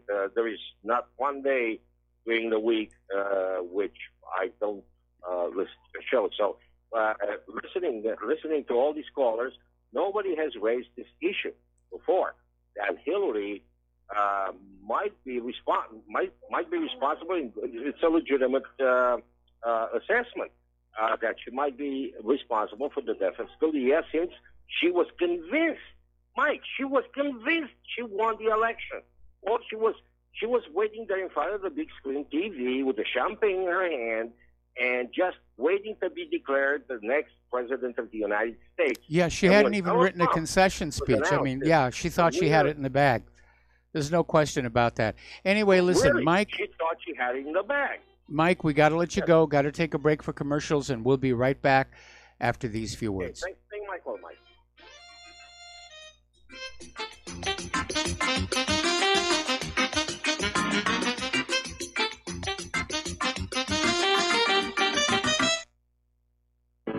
Many people tell us about their experience with Extendivite. Just listen to what Glenn has to say. Prior to taking it, I had diabetic neuropathy. The Extendivite reduced that significantly. Acid reflux was reduced. I had athlete's foot, very severe. Trimmed that down to about 75%. Dandruff, almost completely gone. I had occipital neuralgia at the base of my skull. I was having migraines, reduced by about 90%. Heart palpitations, my heart would kind of stall out. I would skip a beat. Very uncomfortable. And when walking from downstairs going to sleep, by the time I got to the bedroom, which is just one flight of stairs, my heart was pounding coming out of my chest. My vision was blurry. This completely solved that problem. Great product. Thanks. Tell us your story. Get Extendivite today. Call 1-877-928-8822 or visit heartdrop.com. Extend your life with Extendivite. Folks, we're living in a world the likes of which we've never perceived any clearer than we do now. The plan for global governance has been in the works for generations and would have likely been achieved by now, but for the fact that the globalists left open their Achilles heel. With all their tools, Federal Reserve System, fiat currency, no child left behind, and then Common Core education introduced to our schools to dumb us down, vaccines, pharmaceuticals to lobotomize us, GMO foods, insertion of compromised or bought and paid for politicians, judges, mainstream media propaganda, all pieced together like a puzzle designed to ultimately bring the world under submission. But with all their strategy, they forgot one thing: knowledge. And knowledge is power. With knowledge, their bombardment is nullified. Folks, with that, as brilliant and knowledgeable as you've become, among the wisest audience of any radio audience in the world, and you are, I want you to take a moment to reflect and ask yourself, how much of that knowledge did I obtain from Republic Broadcasting Network? How high has my consciousness been raised since I've been a listener? How fast am I now able to discriminate truth from fake news by being a Republic Broadcasting listener? How clear am I now able to see the world since I've been listening to RBN? Ask yourselves those questions, folks. Then ask yourself, what is that knowledge worth to me? Like my morning coffee, how would I survive without it? A voice of truth in a sea of lies. Do we not all need to make sure it survives? Like public broadcasting, we are now finding we can only survive with listener support. Censorship, advertisers being attacked, truth itself being attacked. It's the only way through this. We at Republic Broadcasting humbly ask you to become a supporter. Look at your budget and make a determination of what Republic Broadcasting is worth to you and what you can afford on a monthly basis. Go to republicbroadcasting.org and pledge $20, $30, $40, $50, if possible, $100 a month or more if it's affordable. Click the donate button and become a regular monthly donor. Assure both us and yourself that Republic Broadcasting truth will continue to flow like that morning coffee. The network thanks you. When all this twisted steel was swept away, did these remaining holes reveal what's really happened? And aloha, America. Welcome back to our show here. Now, a couple of callers have already talked about this earlier in the program, but our current director of the Central Intelligence Agency apparently played a trick on President Trump following the supposed Salisbury poisonings in Britain last year. Gina Haspel, who was the deputy director at the time, showed Trump pictures of children who were supposedly sickened by the Novichok and photographs of dead ducks that British officials claimed were inadvertently killed by the sloppy work of the Russian operatives. Now, as it turns out, there were no sick children. There were no dead ducks. So here is my question, and it's one that one of our callers mentioned as well. Why does Gina Haspel still have a job? I mean, if I were the president and I found out the head of the CIA had tricked me with staged photos, they would be out with prejudice. Absolutely. So why? What does Haspel have on Trump?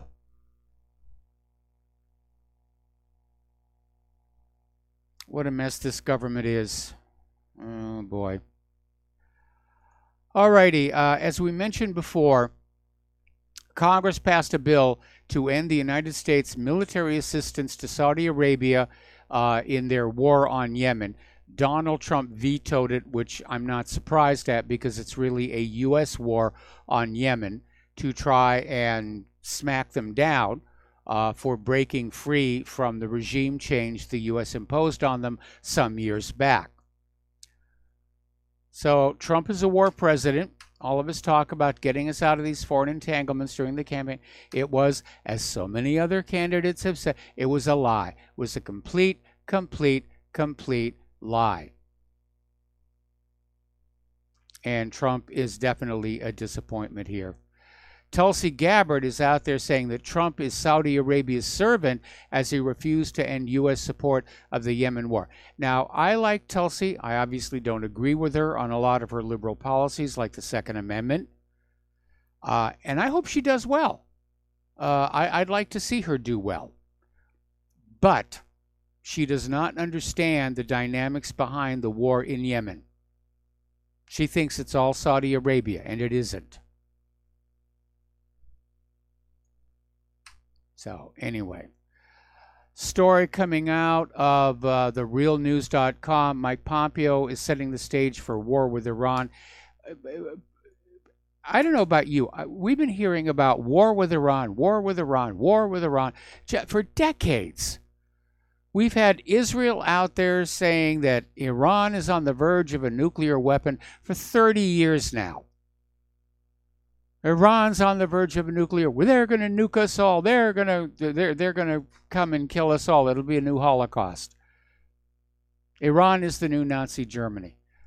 Man, do you not ever get sick of all the bovine excrement that is being flung at your head by people like Netanyahu? So basically, Mike Pompeo was asked if the 2001 authorization for the use of military force could be used to attack Iran on the basis that Iran supported the 9/11 attacks and is connected to Al-Qaeda, which carried out the 9/11 attack. So 9/11 and the 2001 AUMF, that's become the president's carte blanche for going to war. And with Trump vetoing that resolution on Yemen, he's basically changed the way wars are fought in this country. Wars are declared, rather. Now, the Founding Fathers set it up so that only Congress could declare war. They didn't want a chief executive who could just haul off and say, yeah, we're going to go to war against this or that person. But we're there now. We are there. Ever since 2001, American presidents have had the ability, let's not say the authority, but the ability to send your kids to anywhere on the globe, kill a bunch of people who've never done anything wrong to us, have your kids killed and crippled, bring them back home, and then after that basically abandon them, ignore them. They're doing it in Yemen. They're getting ready to do it in Venezuela. And according to this article, they're getting ready to do it in Iran. It's very, very frustrating. It's very angering. That's not what this country is supposed to be. Jimmy Carter is right. We're the most warlike nation on earth. We got to take a break for commercials, and we'll be right back.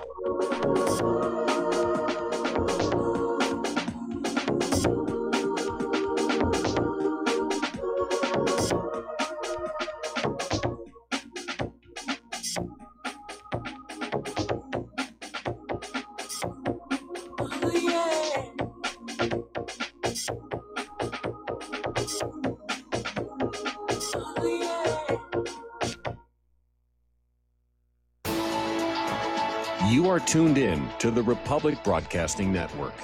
Visit our website by going to republicbroadcasting.org.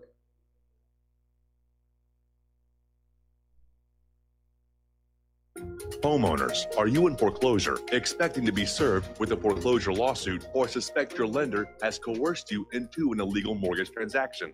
A huge number of mortgages made in the last 10 years have legal issues and are possibly defective. State laws and the U.S. Supreme Court have upheld that defective mortgage documents are grounds for foreclosure defense and for counterclaims in favor of the homeowner. If your mortgage has been sold or assigned since closing the loan, it may be defective and you may be paying the wrong party, and the lender may not have standing or the right to foreclose or collect payments under the law. If you would like to know if your mortgage is legal or not, or know if you are paying the right party, we can help. Our initial consultations are free of charge. We are not attorneys. We are legal researchers and work closely with experienced lawyers who know how to help you find the evidence to help you keep your home. Call toll-free 1-855-2-KEEP-IT. That's 1-855-2-KEEP-IT today.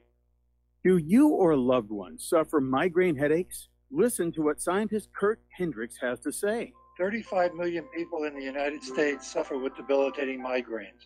If you or a loved one are one of them, you need to know about MigraLief.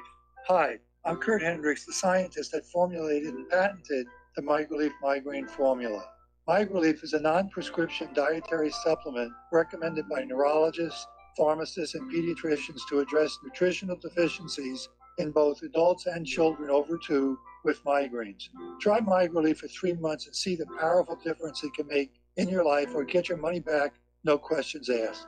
Go to MIG911.com or call 800-MIG-7354. You can change your life today. So if you suffer from migraines, don't wait. Call 800-MIG-7354. That's 800-MIG-7354. Or visit MIG911.com. Without the right accessories, any guy can be off the mark. Whether you've invested thousands in your arsenal or you own a single trusted firearm, a visit to AROutfitting.com is in order. It's one of the finest online selections of tactical optics and AR parts and add-ons, like EOTech, quick target acquisition with no peripheral loss. Browse the full range of Nikon scopes and binoculars. AROutfitting.com can illuminate your world with Streamlight gun-mounted lights from keychain to large handhelds up to 1,100 lumens. Find some stability with Battenfield Tactical Bipods. AirOutfitting.com has CMMG gun parts, barrels, assemblies, handguards, part kits, and more. Plus mag-full clips and magazines. I know I've got you excited, so take a breath. Head to AirOutfitting.com. The site's super easy to navigate and features a ton of technical info, including links to manuals. We also welcome vendor and manufacturer inquiries. Remember, if you don't see it, we can get it at AirOutfitting.com.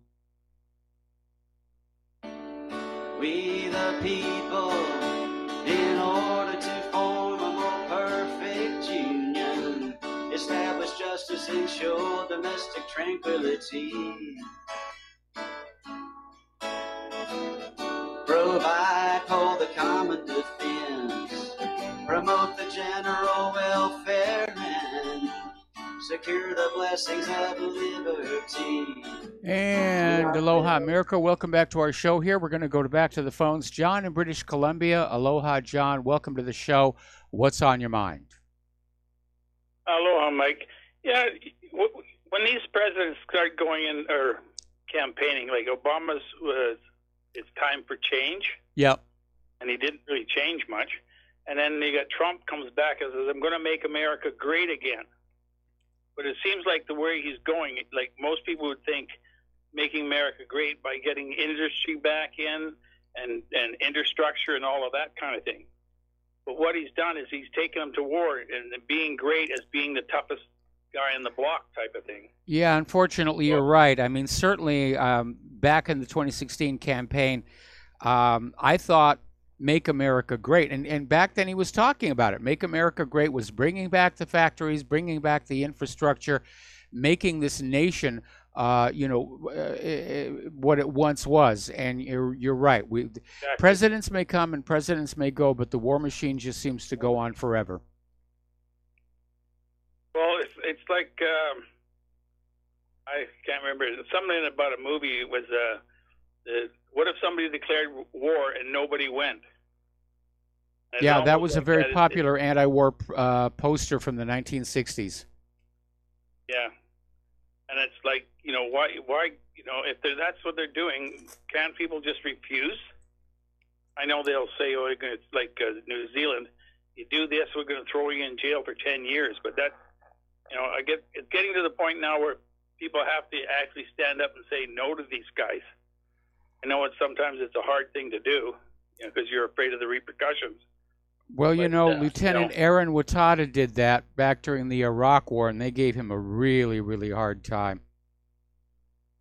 Yeah, and this is why people are reluctant to do it. But even with Assange, at least he's taken a stand. I don't agree with what they're doing there. That's this, or even what they did in New Zealand. Even if you showed the video of that, you got 10 years in jail, or even to talk about it. There was something funny about that. I mean, the idea that if you even had the video on your machine, you could go to prison for 10 years. Yeah, there's something very, very wanky about that. Well, see, because the way I'm looking at it is like all the things that have happened, of different things they've done, red flags. Yep. When it gets out there, there's people out there who work in that kind of business, and they can pick out deficiencies, right? Or hey, wait a minute, that's got nothing there. Like in the Boston thing, there was no blood on the ground, and the guy's got his legs missing. They're just, and some people believe that, and they keep pushing that agenda, and to make people afraid of saying anything. But anyhow, you had a heck of a time yesterday. There was, hello? Yes, you're on the air. Oh, sorry, you went quiet. I didn't know. I thought I had been cut off, but lost my train of thought here now. Well, you were talking basically about false flags and how it's getting very risky for the government to let information out on the internet, because there are people out here with expertise who will rip it apart, like I did the Vincent Foster photo all those years ago, which kind of ruined my life. I think that's why they, in New Zealand, that's why I think they're coming down so hard on it, because apparently there's some that Max Coogan, I think his name is. Yeah. He's in Australia now. And he picked out stuff that's on there, that things were there in part of it, and then you look back later and things are gone.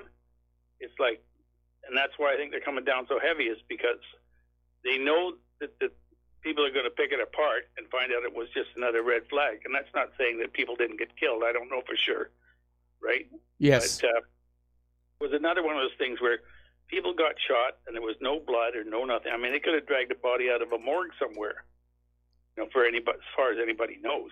Yes. But when they start, they're starting it now anyway. When they start letting people find out the information, I mean, that's why they're after Assange, because he let out the information about the shooting of those people standing on the side of a vehicle. Yep. And that's all he let out. Nobody else was killed. Like, it wasn't like he let out some information that had somebody got killed somewhere or started something off someplace else. It was just that one particular thing, and they were embarrassed about it. And apparently, I heard that the pilots of that got a medal. which is kind of weird because, I mean, they completely misinterpreted what was going on the ground. They saw these two guys carrying cameras, and they said, oh, got to be weapons, got to be weapons. They saw another guy carrying a tripod and said, oh, that's got to be an AK-47. And they uncorked the 30-millimeter cannon on these guys, and it turned out it was a Reuters news crew.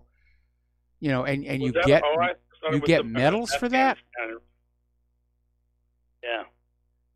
Well, somebody should have gone to jail for that. That's for I sure. agree. I absolutely agree. Not Assange. I mean, they're using that two-bit excuse to get him back to the States, and I could almost guarantee that once they get him there, it will change to something else, some kind of espionage thing. Yeah, they're going to So try they can and get him under Title 18 somehow. But again, if he's got good lawyers, they're going to go back to that Nixon versus the New York Times, Washington Post decision, which says, you know, as a journalist, you know, if he did not solicit this classified information, if he did not ask for it, if he did not participate in the breaching of the classification, then he's off the hook. And he has a right to publish, because the whole point of the First Amendment is for the media, whether it's corporate or independent, to basically keep the public informed about what the government is doing, especially when they shoot up a Reuters camera crew. Yeah. Well, that being the case, I think they'll be pounding on Chelsea Manning. You know, Chelsea's in jail, and apparently they're going to keep her there until she agrees to testify against Assange. Yeah, that's what I'm saying. They're going to make it really tough on her to get so that she's going to say, "Oh yeah, he did ask me for it," kind of stuff. Yep. You know, so in both cases, I think the public ought to take a really good look and a hard thinking on what the government's going to do or what they intend to do. But you're not going to find out until after it's done.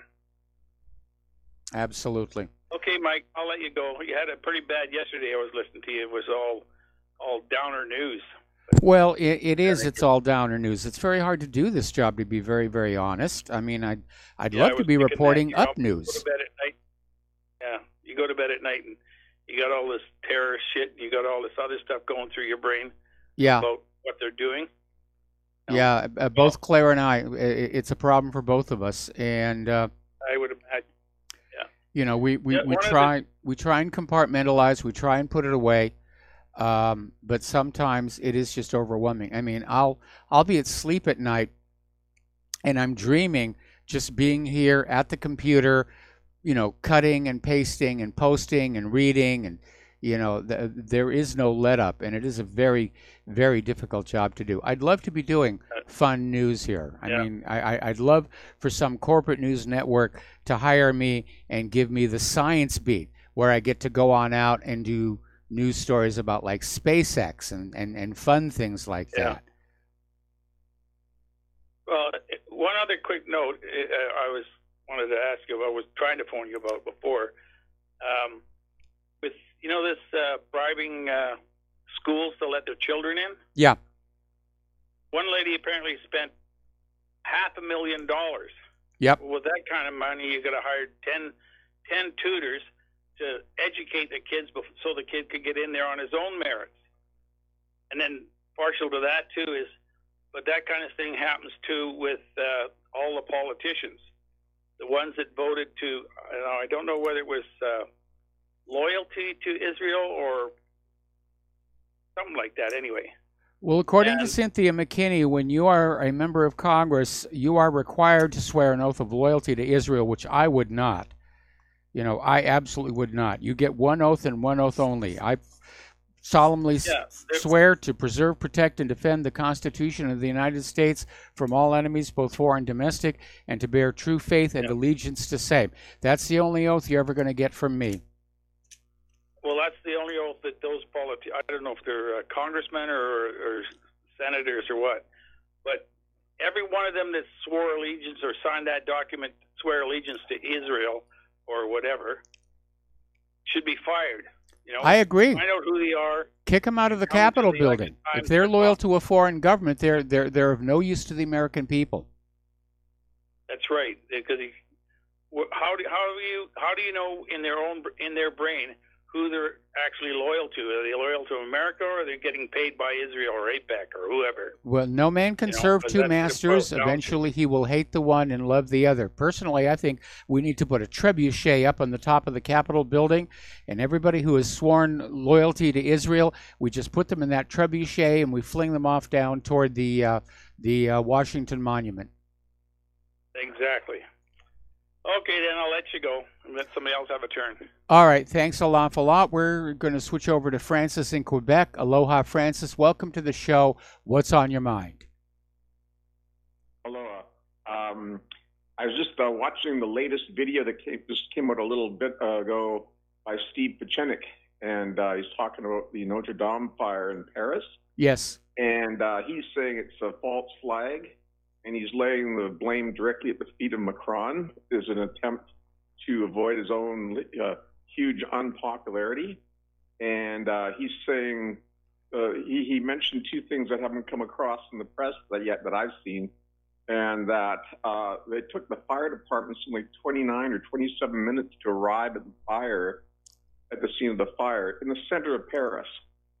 And also, it turns out there was a miracle, and the miracle was that the day before the fire broke out, a lot of the most important statues and stained glass windows were removed from the cathedral.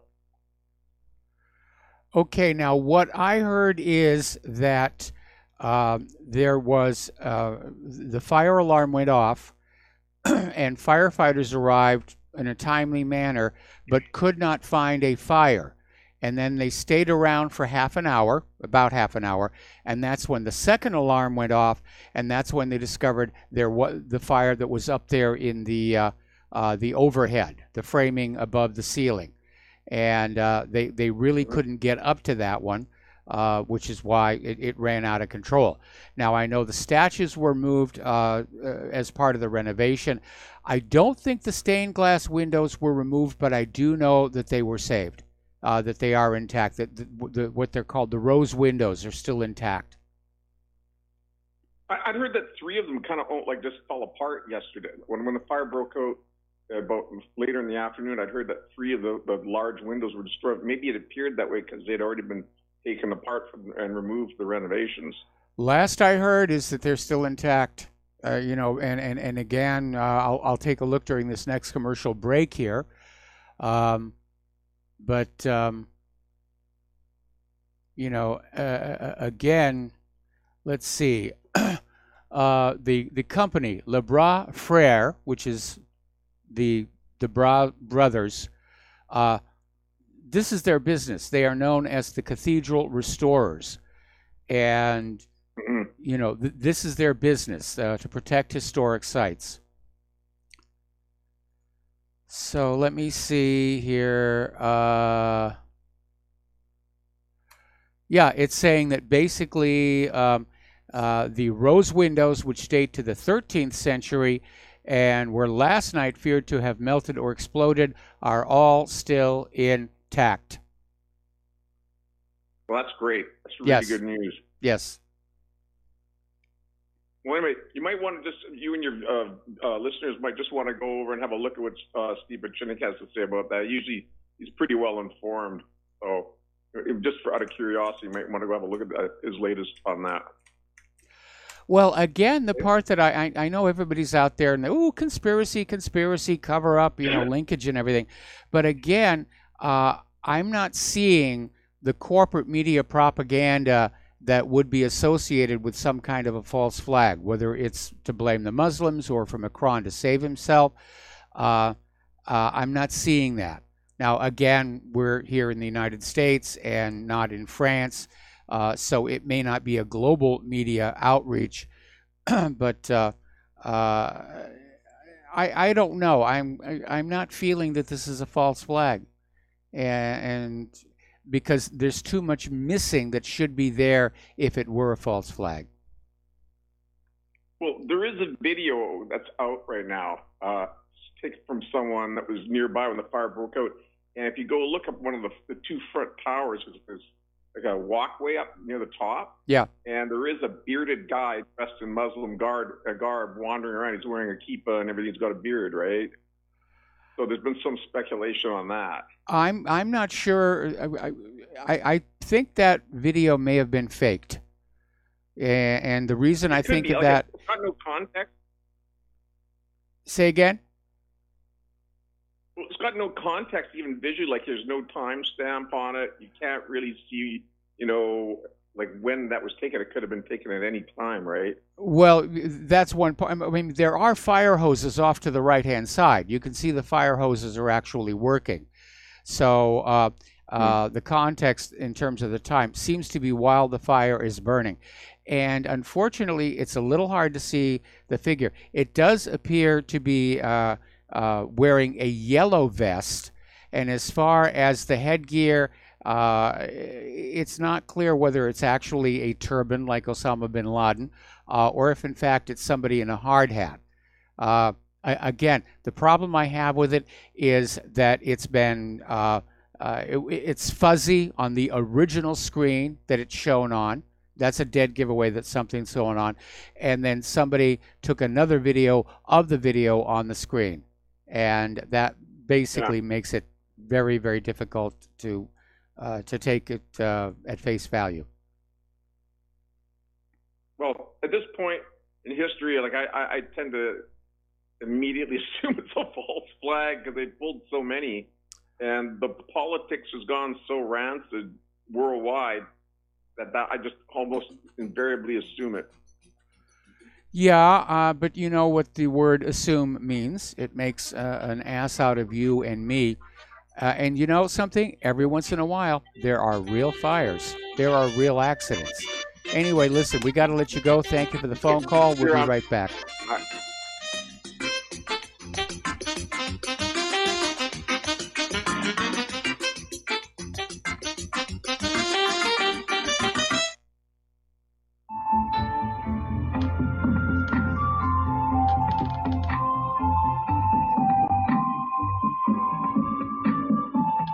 Do you know there is an ongoing war right here in America? Are you aware that U.S. citizens have been classified as enemies of the state since 1933? Have you recognized that our entire government is really a vast network of interlocking corporations engaged in commerce? Look up Title 28, Section 3002. Tune in to In Defense of Humanity on Saturday nights at 7 p.m. Central Time. Find out what's really going on and learn how to protect yourself and your family as flesh and blood men and women living in a corporate reality.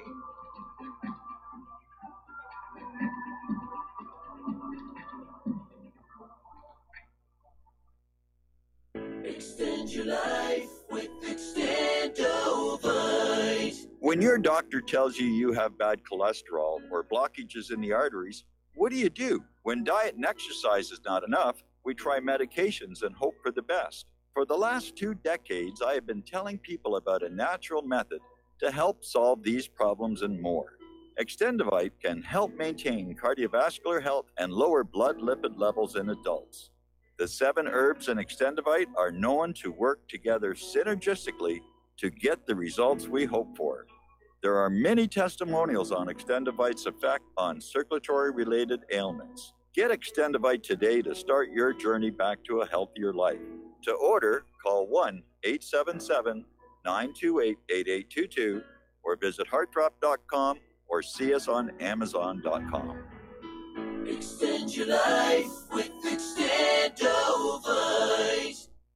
Homeowners, if your lender has gone out of business or sold your transaction to another lender or servicer, you may be the victim of a wrongful foreclosure, resulting in the loss of your home. If you've already lost your home, are in foreclosure, or even in good standing, you can challenge the mortgage transaction's illegal issue, and your property can be restored to you, and your foreclosure can be stopped or reversed, and the mortgage transaction declared unenforceable. State laws, U.S. title codes, the Uniform Commercial Codes, and U.S. Supreme Court rulings have upheld that defective mortgage documentations can reverse or stop foreclosures and enforce property title claims in favor of the homeowner. We are having successes in stopping the process of foreclosure, the enforcement of the foreclosure judgments, the sale of property, and evictions after the sale. We are not attorneys, and we don't give give legal advice. We are a professional team of legal researchers, providing forensic mortgage audits and expert witnesses. We have the knowledge to produce the evidence and enforce laws regarding your legal issues. We've been in business for 12 years without a complaint. Consultations are free, and we provide a free title search to confirm if your mortgage has legal defects. Please call 855-253-3748. 855, the number 2, keep it today. When all this twisted steel was swept away, did these remaining holes reveal what's really happened? And aloha, America. Welcome back to our show here. And, well, let's talk about Venezuela right now, because we know that Venezuela is on the to-be-invaded list here. And, of course, they're still selling this idea that the reason we have to invade Venezuela is there's a humanitarian crisis. Of course, it is decades of U.S. economic warfare that has led to the humanitarian crisis. But now, of course, they want to fix it by invading and taking over the place. And it's very angering to see this happen here. And meanwhile, of course, the U.S. is still working to prevent Venezuela from selling their oil, especially to Cuba. Doesn't look like that's a way to ease the humanitarian crisis, to keep the sanctions in place. And it's almost like our foreign policy doesn't really make any sense. And it's like they don't care anymore. This is just it. You know, this is what we're doing. Yes, we wrecked Venezuela.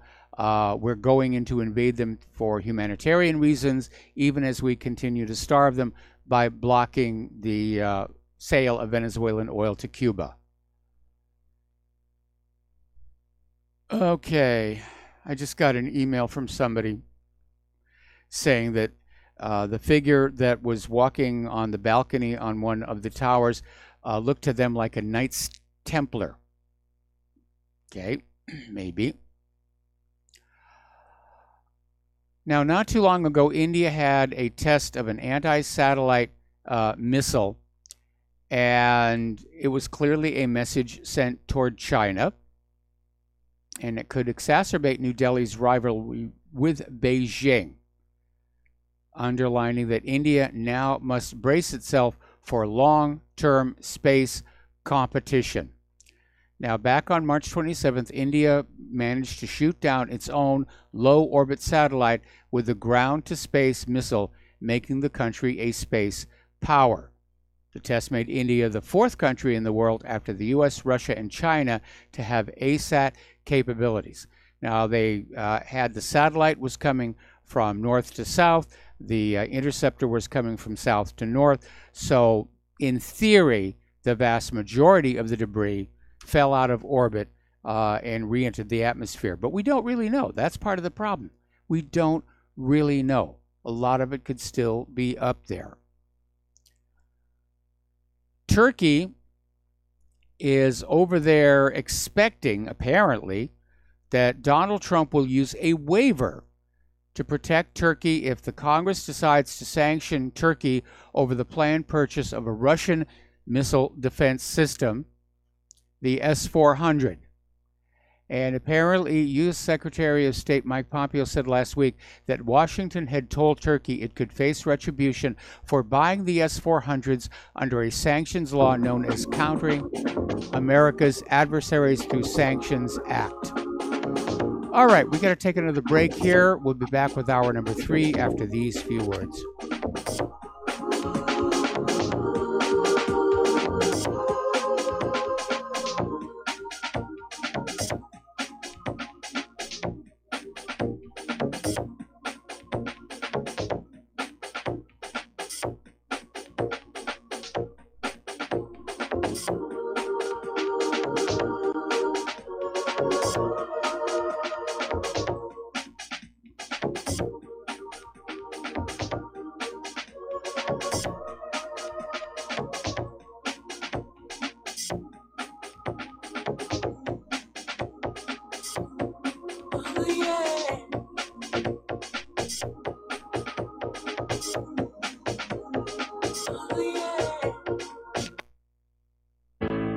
The reviews for Extendivite are amazing.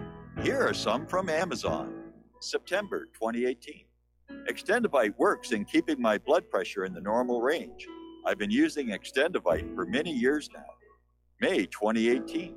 Great product. I use regularly and I rarely get sick. March 2018.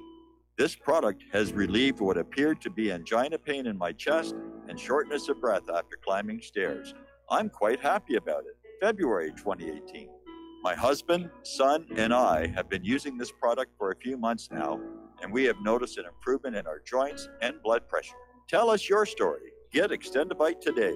To order, call 1-877-928-8822. That's 1-877-928-8822 or visit heartdrop.com. Extend your life with Extendovite.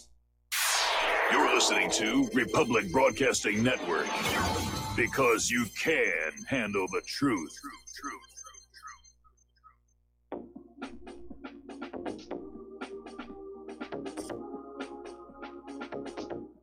What really happened with your host, Mike Rivero. You're listening to the Republic Broadcasting Network, where you'll find out what the Fukushima's going on. And aloha, America. Welcome back to our show here. And we're talking about all kinds of things. It's hour number 3. The phone lines are open, 800-313-9443. And let's see. Iran's parliament has now passed the vote declaring the U.S. Central Command is a terror organization. This, of course, was tit for tat for the United States declaring the Iranian Revolutionary Guard Corps as a foreign terrorist organization. And in both cases, it's silly. You're dealing with state actors, uniforms, chain of command. They're not terrorists, they're military. But it was done to basically help Netanyahu steal his election, which is more and more, that's obvious what happened. More and more of the precincts in Israel are saying, boy, we had a really good voter turnout. We had 140% of the voters turn out over here. Turkey is being a little bit upset. They're concerned over U.S. arms shipments to the Syrian Kurds. And a prominent Turkish political analyst is underlining Ankara's concerns about Washington's continued arms shipments to the Kurdish militia, warning of the U.S. plans against Syria's territorial integrity by setting the stage for Kurdish independence. Now, the Kurds have been a little bit of a complex issue for a while because the United States had previously promised the Kurds an independent Kurdistan. They were going to carve it out of mostly Syria. That didn't work out all that well. So now they're gazing on parts of Iraq with avarice. Okay, once again, we're getting claims, and again, grain of salt. This is from Post News D2. Satellite images from last week show movement at North Korea's main nuclear site that could be associated with the reprocessing of radioactive material into bomb fuel, a U.S. think tank said yesterday. Notice the way they phrased that. It could be associated.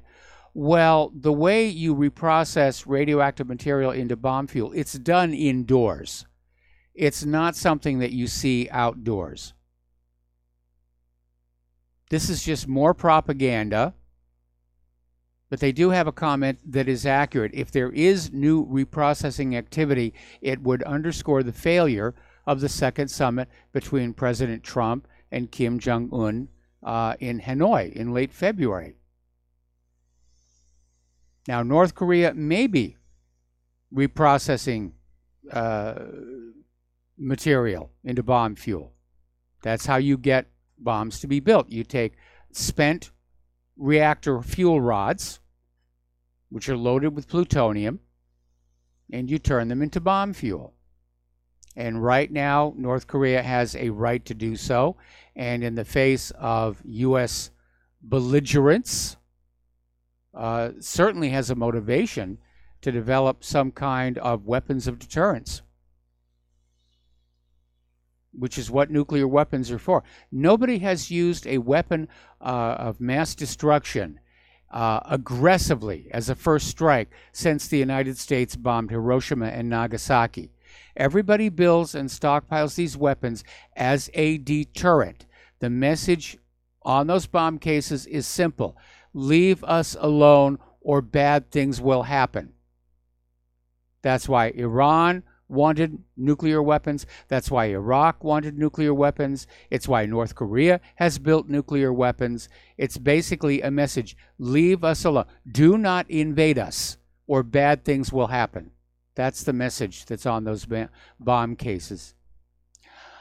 Okay. Now, we've all seen the Humvees on the road, the military version, not the civilian version. We've seen them in movies. We've seen them driving on TV shows. But apparently the military, not happy with that one, came up with a new vehicle, the Joint Light Tactical Vehicle Program. And it's already being criticized as having been designed for the last war, not the next war. So in March, the Army's saying they're going to cut funding for the JLTV to free up money for future modernization projects. The Army plans to buy only 2,500 JLTVs in the fiscal 2020 budget request compared to last year's purchase of 3,300. So they're saying they're going to have a mixed fleet of Humvees and JLTVs. We know that. And we'll buy a lot of JLTVs. We know that too. But I can't tell you today whether the cut we make in the budget is the last or not. So the JLTV and the CH-47 Chinook Block 2 were among 93 programs Army senior leaders selected for cuts over the next 5 years to free up billions of dollars for bold modernization strategies.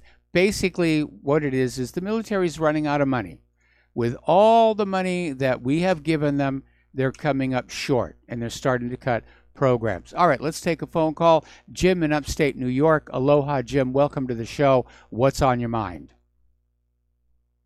Yes, sir. I called you a couple of days ago when initially the Notre Dame fire started, and I was very impassioned about what was happening. I'm witnessing this, iconic structure burning down. I'm a Roman Catholic. I've been to Notre Dame on numerous accounts. I've been to, went to Gregorian chants in Notre Dame. I was very passionate about, what I was seeing. But again, there's certain things that are just not adding up on this. And again, coming from an architectural standpoint, I said to you, this is stone structure. Yes, there is timbers hidden within the structure. Yes. And especially like a lot of the formwork hidden in the structure itself. In other words, they would build an arch, they would leave the formwork behind. There's a lot of oak timbers left there. But, however, as a building inspector as well, to ignite a timber is very, very difficult. In other words, the only thing I can think is plausible is that maybe some guy was soldering next to a timber, and it couldn't. It takes a lot to get a timber going. That's why in the construction industry, timber, or I should say, in the international codes, they're considered a very low fire hazard. And to go back, we had a caller about 12 callers ago. I was saying, hey, listen, this is a little suspicious. And I just wish you could keep your mind open. That to take a timber structure that's been around for so long, and all of a sudden it just ignites. And again, my passion was, this is my iconic, Roman Catholic church going up in flames. You know what I mean? So I don't know. I just just want to maybe apologize for being jumping to the gun or whatever. But to ignite timbers is extremely difficult to do. It really is, and they have a Well, fire. okay, to ignite the timbers would be difficult, but on the other hand, my presumption would be that there's also a lot of dust up there that's accumulated over the centuries, and that dust would act as basically as tinder. But again, we know there was a crew that was working on that spire. The spire is itself wood and lead, and that means that unless they were using hand tools up there, everything that they were using could throw sparks in all directions. Yes, my suspicion is this, and it had to be somebody soldering or something. Someone had an open torch that was exposed to a timber for a long period of time. Because what it is timbers, you can take a 2x12. You can ignite that very rapidly. Mm-hmm. You take a 3x8, a 5x8, an 8x8. It's extremely difficult to ignite one of those things. And I'm not, I don't mean to go into conspiratorial land, but something just doesn't add up. You know what I mean? And I mean, this thing's been around since the 800s, so why didn't it? Well, let's pull back here at a wider view here and look at how many ruined cathedrals there are all across Europe and Great Britain that have burned down in the past. And they're still partly standing, and they're still revered, and they're still tourist attractions. They're not used for services anymore. Unfortunately, these buildings do have a tendency throughout history to burn down. This one just burned down now. And it again, the French authorities are saying it appears to have been an accident, and they are investigating this company whose business supposedly is restoring these historic buildings without burning them to the ground. Yeah, but again, that's making a case for if these guys are so cognizant of, these timbers igniting or, they're special, that's their specialty. Well, don't you think they have the foresight to say, listen, don't do that, you know what I mean? Or don't solder next to this, or don't, you know what I mean? Well, we all hope they're going to have that, but, people will make mistakes. I mean, look at Challenger, look at Columbia, look at all the people who were supposed to be keeping an eye on those, and, they Challenger blew up on launch, and Columbia basically fell apart during reentry. Mistakes happen. Right. You can speculate also they used cheap labor. No better? I don't know. You know what I mean? There's a whole host of things out there. But number one, I want to apologize. I jumped to the gun. But again, my spidey senses said, again, but as they say, the chief stinks in Denmark. You know what I mean? And when I seen the configuration here, and I seen this Holocaust going on, I was like, my God. And I mean Holocaust from the true sense of what the word Holocaust means. It means a giant fire. I was just, emotionally taken back by it. Well, it was a shocking event. I mean, even for those of us who are not religious, we understand the importance of Notre Dame in history and art and architecture. And yeah, it was terrible to see it happen. Right. And unfortunately, you inferred that I was saying it was the Muslims. That's the furthest from my thought. Furthest thing from my thought. You know what I mean? And I'm not calling out on it or whatever, but I kind of felt terrible when you said that to me. You said, "Oh well." Well, I apologize. And sir, that's the first. My suspicion is it's Macron trying to get a general consensus, and I know what you're saying. In other words, he would have revealed, it's the yellow vest guys, and there's no evidence there yet. But just keep an open mind about it. And well, I am keeping an open mind. You know, I'm not ready to say I'm absolutely convinced there was no false flag or no chicanery here. Right now, though, I'm leaning to agreement with the Parisian authorities. It was a terrible, tragic accident on a structure that was very flammable because apparently concerns had been raised. No, it's not flammable. It's not flammable. It's not. Jim, again, Jim, as a building inspector. Jim, okay. Concerns had previously been raised over the condition of the timbers up there in the roof as to how dry they were and because of their age. And so, yeah, there was a concern that was already raised that they were, in fact, very flammable. Yeah, maybe it should have been, some kind of like fire suppression system put up there or whatever. I agree with that. That would have been nice. That would have been nice. The reason the fire got out of control is they literally could not get up into that part of the cathedral to deal with the fire.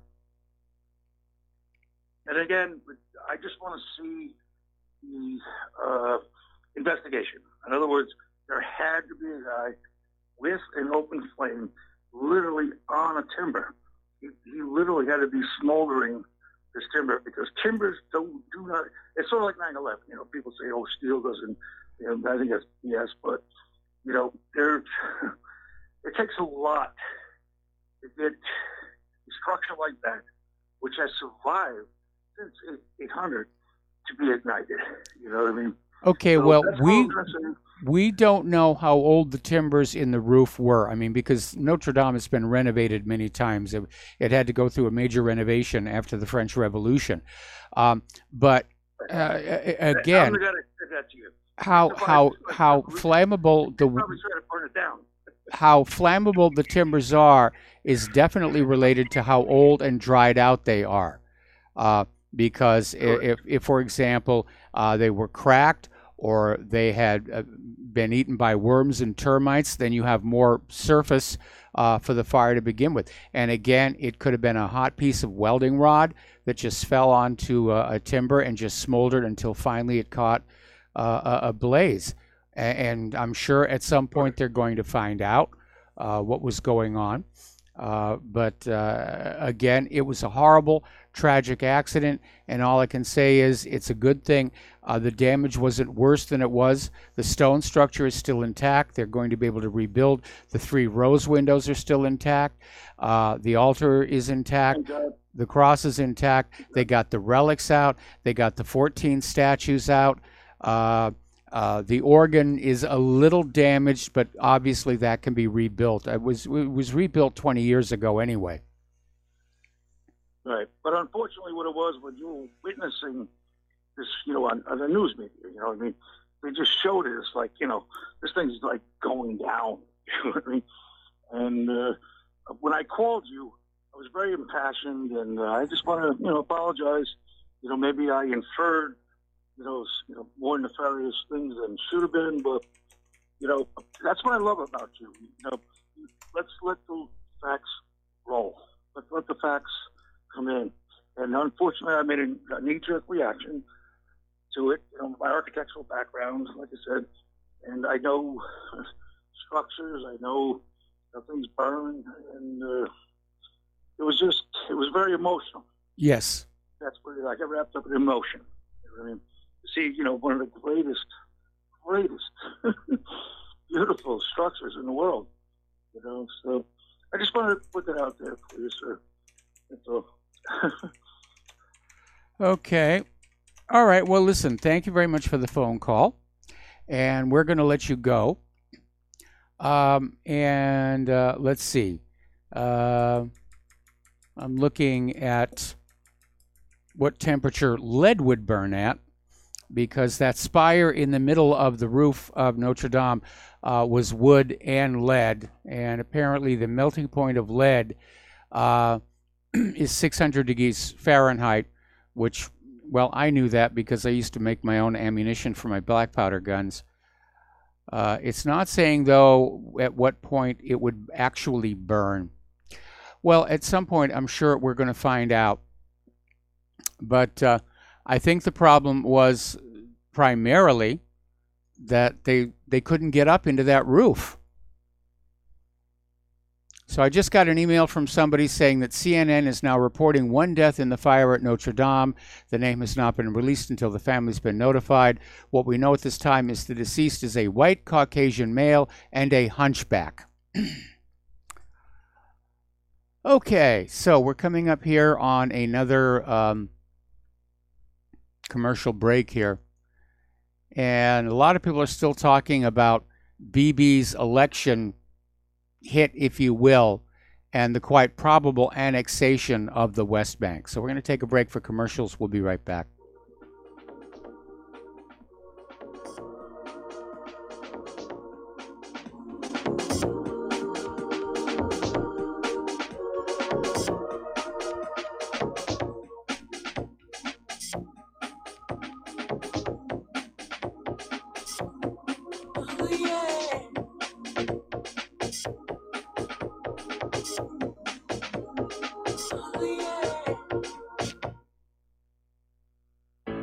Many people write us about their experience with Extendivite. Allow me to read you some from Amazon.com.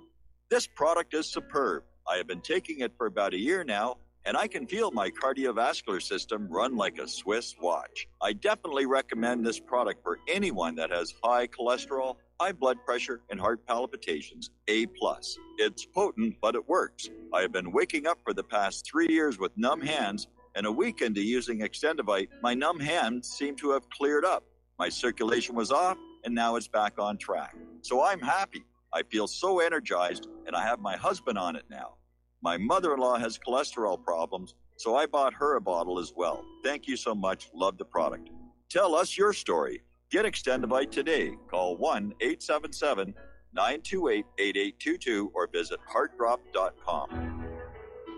Extend your life with Extendivite. Folks, we're living in a world the likes of which we've never perceived any clearer than we do now. The plan for global governance has been in the works for generations and would have likely been achieved by now but for the fact that the globalists left open their Achilles heel. With all their tools, Federal Reserve System, fiat currency, no child left behind, and then Common Core education introduced to our schools to dumb us down, vaccines, pharmaceuticals to lobotomize us, GMO foods, insertion of compromised or bought and paid for politicians, judges, mainstream media propaganda, all pieced together like a puzzle designed to ultimately bring the world under submission. But with all their strategy, they forgot one thing: knowledge. And knowledge is power. With knowledge, their bombardment is nullified. Folks, with that, as brilliant and knowledgeable as you've become, among the wisest audience of any radio audience in the world, and you are, I want you to take a moment to reflect and ask yourself, how much of that knowledge did I obtain from Republic Broadcasting Network? How high has my consciousness been raised since I've been a listener? How fast am I now able to discriminate truth from fake news by being a Republic Broadcasting listener?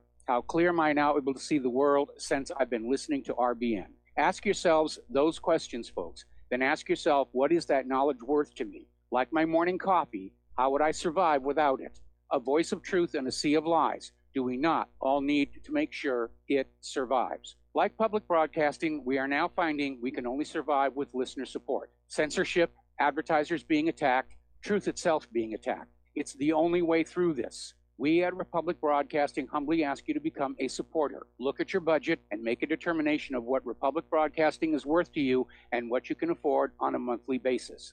Go to republicbroadcasting.org and pledge $20, $30, $40, $50, if possible, $100 a month or more if it's affordable. Click the donate button and become a regular monthly donor. Assure both us and yourself that Republic Broadcasting truth will continue to flow like that morning coffee. The network thanks you. Well, they're stealing down on Wall Street and in Washington, too. You know, it makes me wonder, what's a guy on Main Street to do? I've always tried to be an honest, upstanding kind of guy. And I must admit lately, I thought about giving something else a try. Oh, I want to be a pirate. I want to sail the seven seas. And aloha, America. Welcome back to our show here. And interesting little story here. Apparently, the Veterans Affairs Department's watchdog is investigating a new office created by President Trump early in his administration that was supposed to protect whistleblowers from reprisal. It's now facing allegations of aiding retaliation against them. Now, you know, with all the mishandling of money over at the Pentagon, there's a lot of whistleblowers that have been coming forward. Something like, it's like 2 per day. That's how bad it is. And Trump created this office that was supposed to be helping to protect the whistleblowers. It's apparently under investigation for retaliation against whistleblowers. Way to go there, Don. And of course, everybody is still talking about the allegations that the Obama administration spied on the Trump administration. And in our current political climate, if you will, everybody's spying on everybody. But it's rather amazing to see the Democrats come on out and go, harumph, harumph, how dare you? How dare you dare to say that we were spying on the Trump campaign. And they're trying to draw a fine line because we know there was electronic surveillance that was authorized by the FISA court. And James Comey is out there saying, well, you know, electronic surveillance, it's not really spying, you know. Just like, you know, waterboarding isn't really torture. And trying to sort of weasel word their way out of it. But again, you need to remember that the FISA court warrant to conduct electronic surveillance on the Trump campaign was based on hearsay information backed up by nothing, unverified hearsay paid for by the Clinton campaign. So, yeah, they ginned up an excuse to make their spying look legitimate, but it absolutely wasn't. It was a hoax. It was an absolute hoax here. Okay, good news over at CNN. CNN has hit an all-year ratings low, according to Nielsen Media Research, and the network is especially hurting during prime time hours. Apparently, they have actually fallen behind the Hallmark Channel. That's how bad it is. Now, CNN had enjoyed a ratings boost thanks to Russiagate. Oh, they were out there, Russiagate this and Russiagate that, and the viewers, at least the Democrats, were tuning on in. Well, now that the Mueller probe fizzled away, the audience is leaving. And CNN has had their lowest rated week of the year in prime time, while MSNBC had its second lowest rated week of the year in the 25 to 54 age demographic, and its third lowest among total viewers in prime time. Fox News and MSNBC are consistently the two most watched basic cable networks, but they, along with CNN, are losing viewers relative to 2018. Well, nobody likes being lied to. And if there's one thing the collapse of Russiagate has reminded everybody about, as if they needed another lesson after Saddam's nuclear weapons, the corporate media lies to you. And that's why their audiences are leaving the corporate media. They're coming over to Republic Broadcasting. They're coming over to whatreallyhappened.com because they need a source of information that they feel they can have a little bit more trust in. And trust in the corporate media, it's just not there. Not after they got lied to for 2 years continuously about Russiagate, not to mention however long it was we were lied to about Saddam's weapons of mass destruction, his nuclear bombs, he's coming for us, he's got gas, he's got anthrax. So, I remember thinking a while back how nice it would be to actually have a high-paying corporate media job. Corporate media is not going to be around much longer. I just need to figure out how to get this job to pay me a little bit more so I can get some bills paid. Alrighty, over in Colorado, there was this teenager, Sol Pace, 18 years old, and apparently she boarded a Denver-bound flight Monday, and she was known to be obsessed about Columbine. And because of that, there was a massive manhunt. They were looking for her.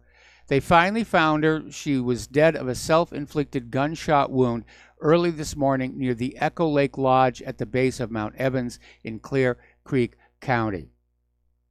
All right, here's the question I need answered. Was she on prescription antidepressants? We know the shooters at Columbine were on those. There's just too much bizarre behavior going on in our society. We need to deal with that. Are we, in fact, being medicated into insanity for profit? We'll be right back.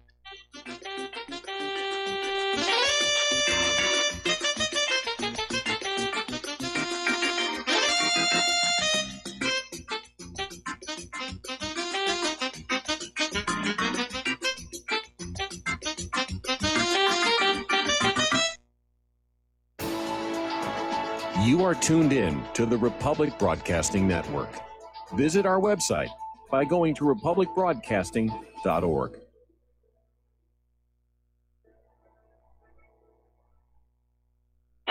Okay, nurse, let's get this man to the ER stat. Right away, doctor. We see this every day. Heart attack or angina pain due to blocked and clogged arteries. Chelation can remove obstructions or blockages from arteries and help avoid painful and expensive surgery. Now there's Angioprim. It's a liquid oral chelation product that you take with juice. You start to feel the results fast. Angioprim increases blood flow all over the body, and that means more energy and strength to take on the day with less aches and pains.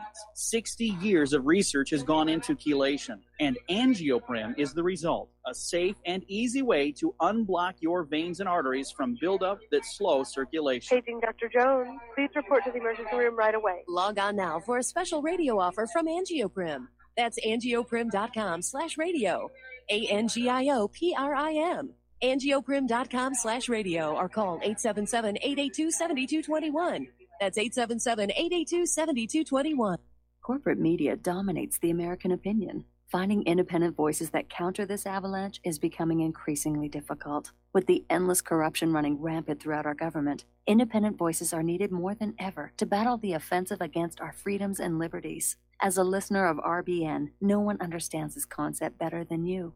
Now it's up to you to do your part. The time has come for you to take action and begin broadcasting the truth to hundreds or thousands of people every month. Sound impossible? Quite the contrary. With pointed slogans from LibertyStickers.com, you can reach countless sleeping Americans unaware that they live in a real-life wonderland. LibertyStickers.com has a huge inventory of political bumper stickers and messages that reflect the truth about our government, our politicians, and the future of America. With so many in stock, there's one perfect for you. Visit us today at LibertyStickers.com. Again, that's LibertyStickers.com. Do your part. Your voice is important. Let it be heard. Don't regret growing old. It's a privilege denied to many. Heart disease is taking our youth from us. Young people in their 30s, 40s, 50s, and beyond are dying needlessly. One of the hardest messages I've ever had to deliver is to convince people that something natural like Extendivite should be taken as a preventative measure. I'm sure you heard an ounce of prevention is worth a pound of cure. Extendivite is that ounce. Take Extendivite for 1 year and see what your doctor has to say and how much better you feel. Herbs take time to address the problem. It took years of life to have a problem. Give Extendivite 1 year to fix the problem. Don't wait until it's too late. Call 1-877-928-8822 or visit heartdrop.com or visit us on Amazon. Extend your life with Extendovite. We will not go down in the night without a fight. You can burn up our mosques and our homes and our schools, but our spirit will never die. We will not go down in Gaza tonight. And aloha, America. Welcome back to our show. And getting on back here. Apparently, the infighting that is going on. It's like looking at a room into which too many cats have been put in. And they lock the door, and the cats are just scratching at each other. Apparently, Michael Moore is now scorning Nancy Pelosi for attacking Alexandria Ocasio-Cortez and other women of color. And he's saying that her time is over. Of course, a lot of people have been saying Pelosi's time is over for a while, and she still manages to hang on, despite evincing symptoms of age-related mental deterioration. But she still hangs on there. Let's see. Now, Melania Trump apparently got snubbed by Vogue magazine. Now, Vogue has had a history of putting the first ladies on the covers. They did Michelle Obama 3 times, because Michelle Obama inspired so many women and doing wonders for fashion. I question that one. But they've decided they're not going to put Melania Trump on there, saying, well, you know, she's already been on the cover of Vogue, and she's a model. She's been there, done that. We don't really need to do it as she's first lady. And I think they're just being petty. They're being liberal. I think Melania is the hottest first lady this nation has ever had. I don't read Vogue, but if I did, I would definitely quit. Cancel my subscription here. Okay, now presidential candidate Andrew Yang has proposed to create a new federal news and information agency to punish those seeking to misinform the public. Basically, he's flipping off the Bill of Rights. So that's it. It's a ministry of truth. Andrew Yang's Ministry of Truth. We're going to have a government agency which is going to say, you're only allowed to say what we think that you should say. So much for the First Amendment. Well, Yang, you're not going to get my support to be President of the United States of America. That First Amendment is sacrosanct. And a lot of people, I will grant you, they misuse it, they abuse it. But that's a price we have to pay. When we let the government decide what can and cannot be said, we're in big, big trouble. Okay. Now, apparently there's a big stink rising up between Kim Foxx and Jussie Smollett. And apparently Kim Foxx has called Jussie Smollett a washed-up celeb who lied to cops in text messages, which actually sounds like a pretty accurate description to me. I mean, Jussie's career, is over. He may finish out with Empire, but I can't imagine any other producers hiring him for a show after this ridiculous situation. Okay, Wolfgang Halbig, as you know, he is the school safety inspector. He's been talking about Sandy Hook. He and Alex Jones were facing some serious legal action from one of the so-called parents from Sandy Hook, and they unfortunately had to back down. It was a classic case of lawfare. But Wolfgang Halbig still has his famous list of 16 unanswered questions that demand truth. Who directed the New Haven FBI field offices to classify the Sandy Hook Elementary School shooting on December 14th, 2012? In other words, who told the FBI to conceal information, to restrict information? Why would the FBI classify the Sandy Hook Elementary School shooting when they did not classify the Columbine shooting, which also was a mass casualty shooting incident? Who on December 14th, 2012 was the incident commander as required by FEMA in directing the mass casualty shooting incident at the Sandy Hook Elementary School? Who on December 14th, 2012 at the Incident Command Center made the ordering of porta potties a high priority since they were delivered within 3 hours of the school shooting? And who ordered those porta potties from Southbury, Connecticut? One of the weird ones. When I called the porta potty company after searching for over a week as to who and when they were ordered, I was told it is classified and they're not allowed to share that information with anybody. The next morning I received, meaning Wolfgang, received a phone call from the Southbury Police Department at my home telling me not to call that company again because I was harassing them. So then Halberg goes on to say, high priority for toilets, but not for LifeStar trauma helicopters or paramedics. And he goes on to say, why did they not request LifeStar helicopters, knowing that children and school staff were seriously injured and clinging to life? Who made the determination not to request them?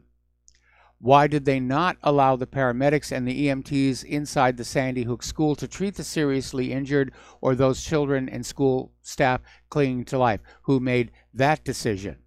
Who declared all 20 children and 6 school staff members legally dead within the first 8 minutes?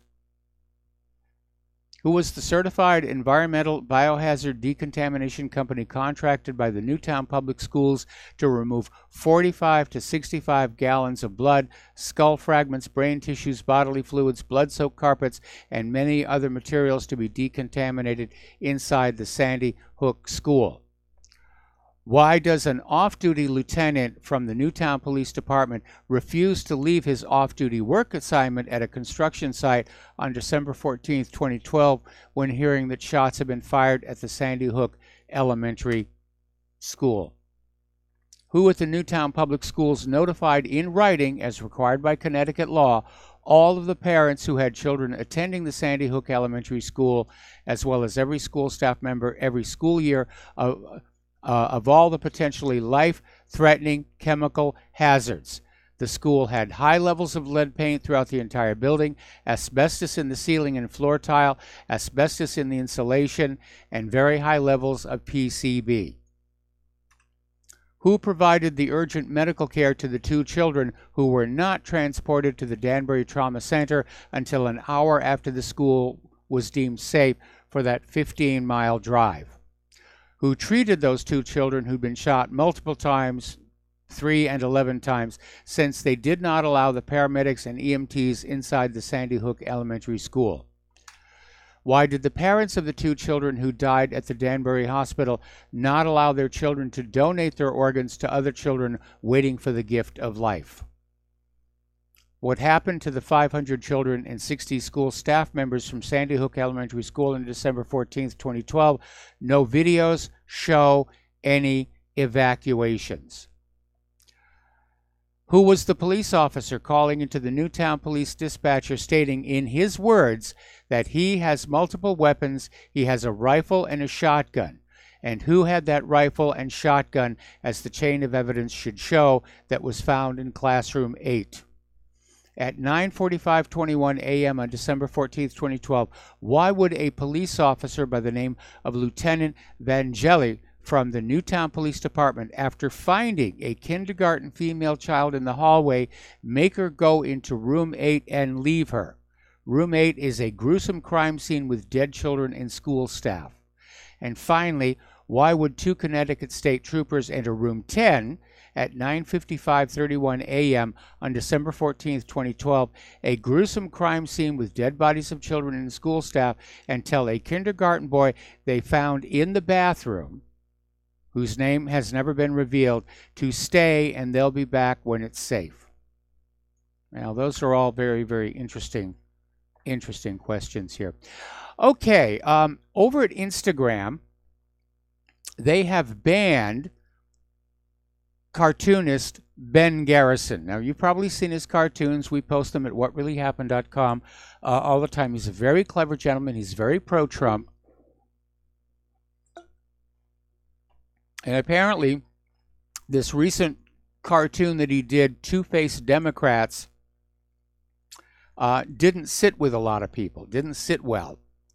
And the cartoon basically showed the donkey, just sort of the head sweeping back and forth, saying on one side we support gays, and on the other side we support Muslims, and there's a bunch of Muslims throwing rocks at the gays.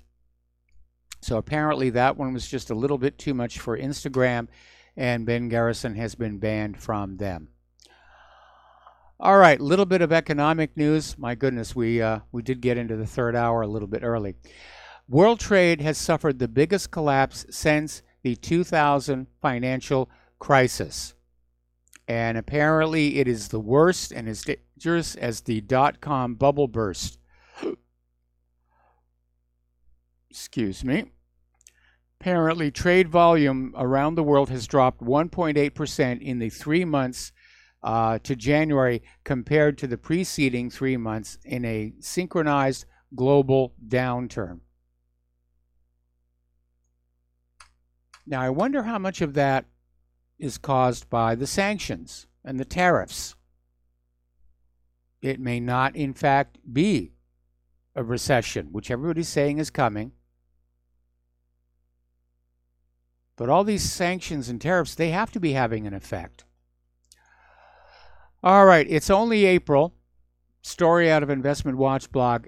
And U.S. retailers have already closed more stores than they did all of last year. Last year, U.S. retailers closed 5,864 stores. And this year, just to date, retailers have closed 5,994 stores, and it's only April. Now, I had a little talk with one of our local retailers down at the mall, and he didn't seem all that concerned. He basically said, well, it's the online sales. It's the online sales. I'm not sure. I think people are just out of money. And they just can't buy stuff. See, I don't like buying online. And the reason is because I don't get to actually see the product until I already own it.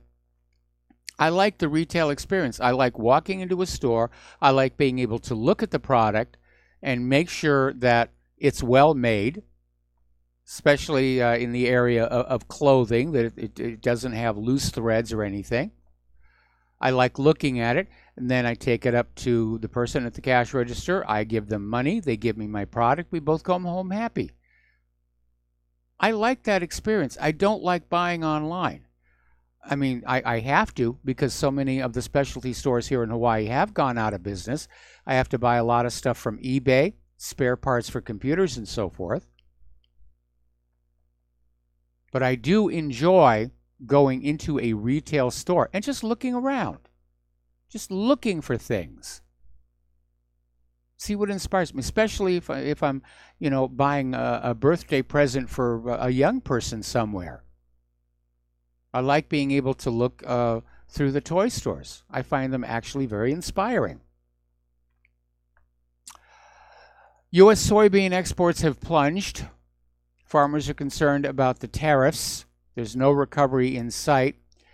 And current data from the U.S. Department of Agriculture revealed that the total U.S. soybean exports reached 460,000 metric tons last week, down from 888 tons in the previous week, and just above the 446 tons in the same week a year ago.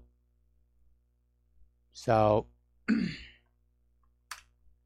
they're loading those soybeans onto vessels. Apparently only 130,000 tons were being sent to China, which is China's way of retaliating for the sanctions here. We've been hearing about the pension time bomb all across Europe and Great Britain. There's one here as well.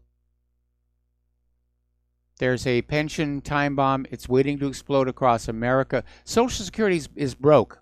It's full of IOUs for all the money that was borrowed from the Social Security Trust Fund, starting with the Clinton administration.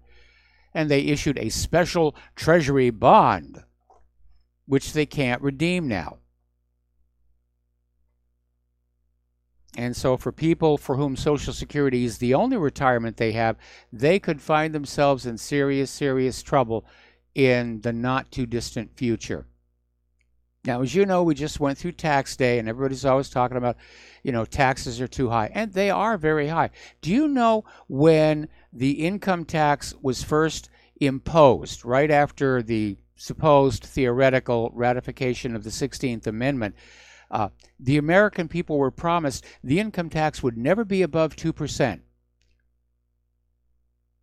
That was another lie, obviously. But according to this article, there's a poll that finds that when people talk about raising taxes, they're okay with raising taxes as long as it's other people.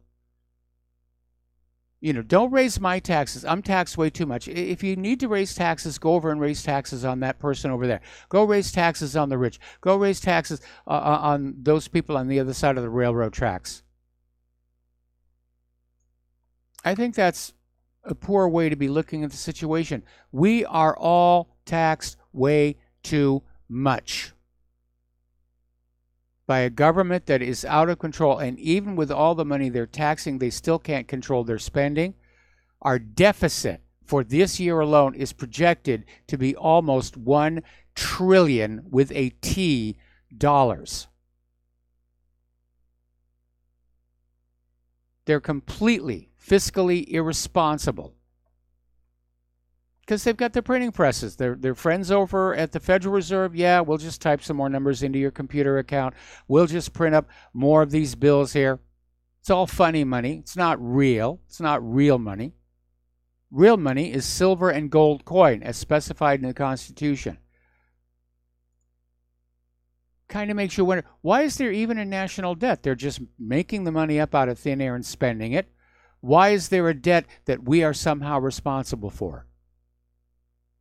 Well, because it justifies high taxation, and high taxation keeps us poor and helpless, and that is where the government wants us to be. We got to take a break for commercial. Back with the last segment of our program today after these few words.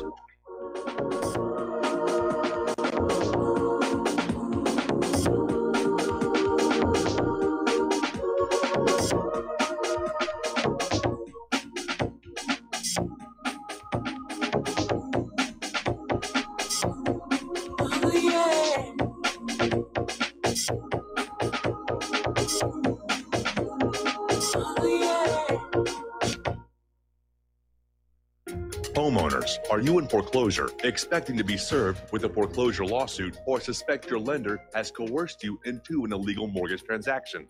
A huge number of mortgages made in the last 10 years have legal issues and are possibly defective. State laws and the U.S. Supreme Court have upheld that defective mortgage documents are grounds for foreclosure defense and for counterclaims in favor of the homeowner. If your mortgage has been sold or assigned since closing the loan, it may be defective, and you may be paying the wrong party, and the lender may not have standing or the right to foreclose or collect payments under the law. If you would like to know if your mortgage is legal or not, or know if you are paying the right party, we can help. Our initial consultations are free of charge. We are not attorneys. We are legal researchers and work closely with experienced lawyers who know how to help you find the evidence to help you keep your home. Call toll-free 1-855-2-KEEP-IT. That's 1-855-2-KEEP-IT today. Without the right accessories, any guy can be off the mark.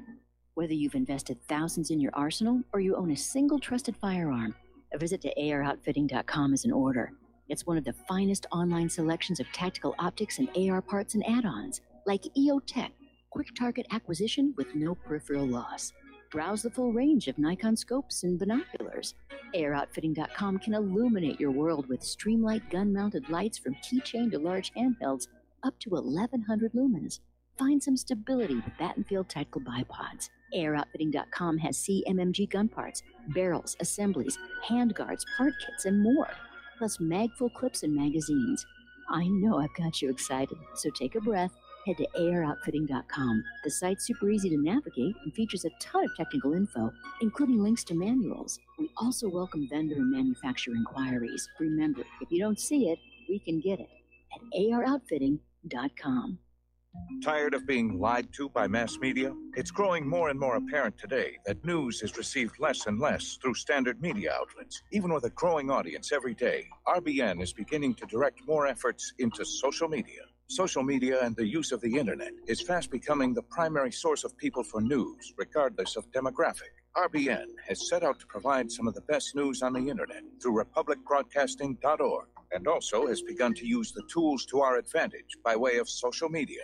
Republic Broadcasting is now operating a Facebook page to function as yet another avenue to have our collective voice reach new audiences across not only America, but across the globe as well. The Facebook page features not only news, but also an RBN player to listen to our broadcast.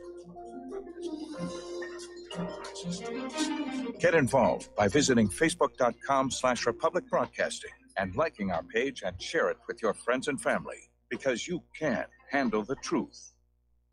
We will not go down in the night without a fight. You can burn up our mosques and our homes and our schools, but our spirit will never die. We will not go down in Gaza tonight. And aloha, America. Welcome back to our show here. Last segment of our program today here. And a little bit of good news. Project Veritas, as you know, had been taken to court for a defamation case. And Project Veritas has won. The court basically ruled their videos were accurate and were not deceptively edited. So they're out of that mess. A little bit of good news on that one here. I'm looking at this article, and it's talking about, again, Notre Dame and what got saved and what did not get saved. So let's see. This article is saying that the organ is in good shape. So that's a good thing.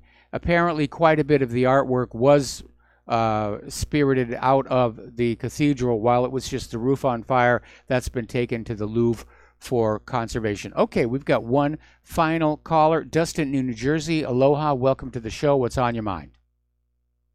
I know you don't like to get too called, but Mike, I got you with the Notre Dame thing. I want people to keep this in mind, though. You said it yourself. They raised $600 million after the fire. Yes. Mike, was this a UNESCO World Heritage Fund site? Let's see. I'm not sure. I imagine it probably would be. Do you know they needed a minimum of $100 million to restore? This was before the fire. They only raised $2 million before the fire, though, of the $100 million they needed before the fire. Well, actually, the budget for the renovation was just $6.8 million. They weren't planning on doing a complete rebuild prior to the fire. Yes, in fact, Notre Dame Cathedral in Paris is a UNESCO World Heritage Site. So apparently UNESCO is going to be getting involved in the rebuild. Yeah, they've raised a huge amount of money. And a lot of people said, why did they need it? The Catholic Church is worth $30 billion, although I'm sure a lot of that is going, to make bail for all these priests with wandering hands. But France is broke.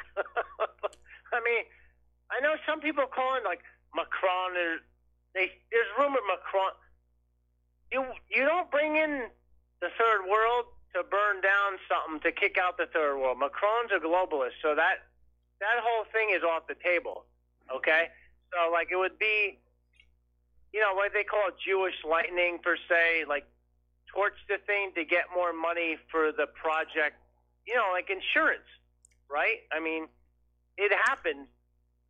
I don't know. I mean, I'm not there, but it's 50-50. It's either action or it was insurance to get this lot of donations, more than what it's worth. $600 million is a lot of money. Yeah, they're going to be able to do a fabulous job on that place, and it's going to take about 5 years.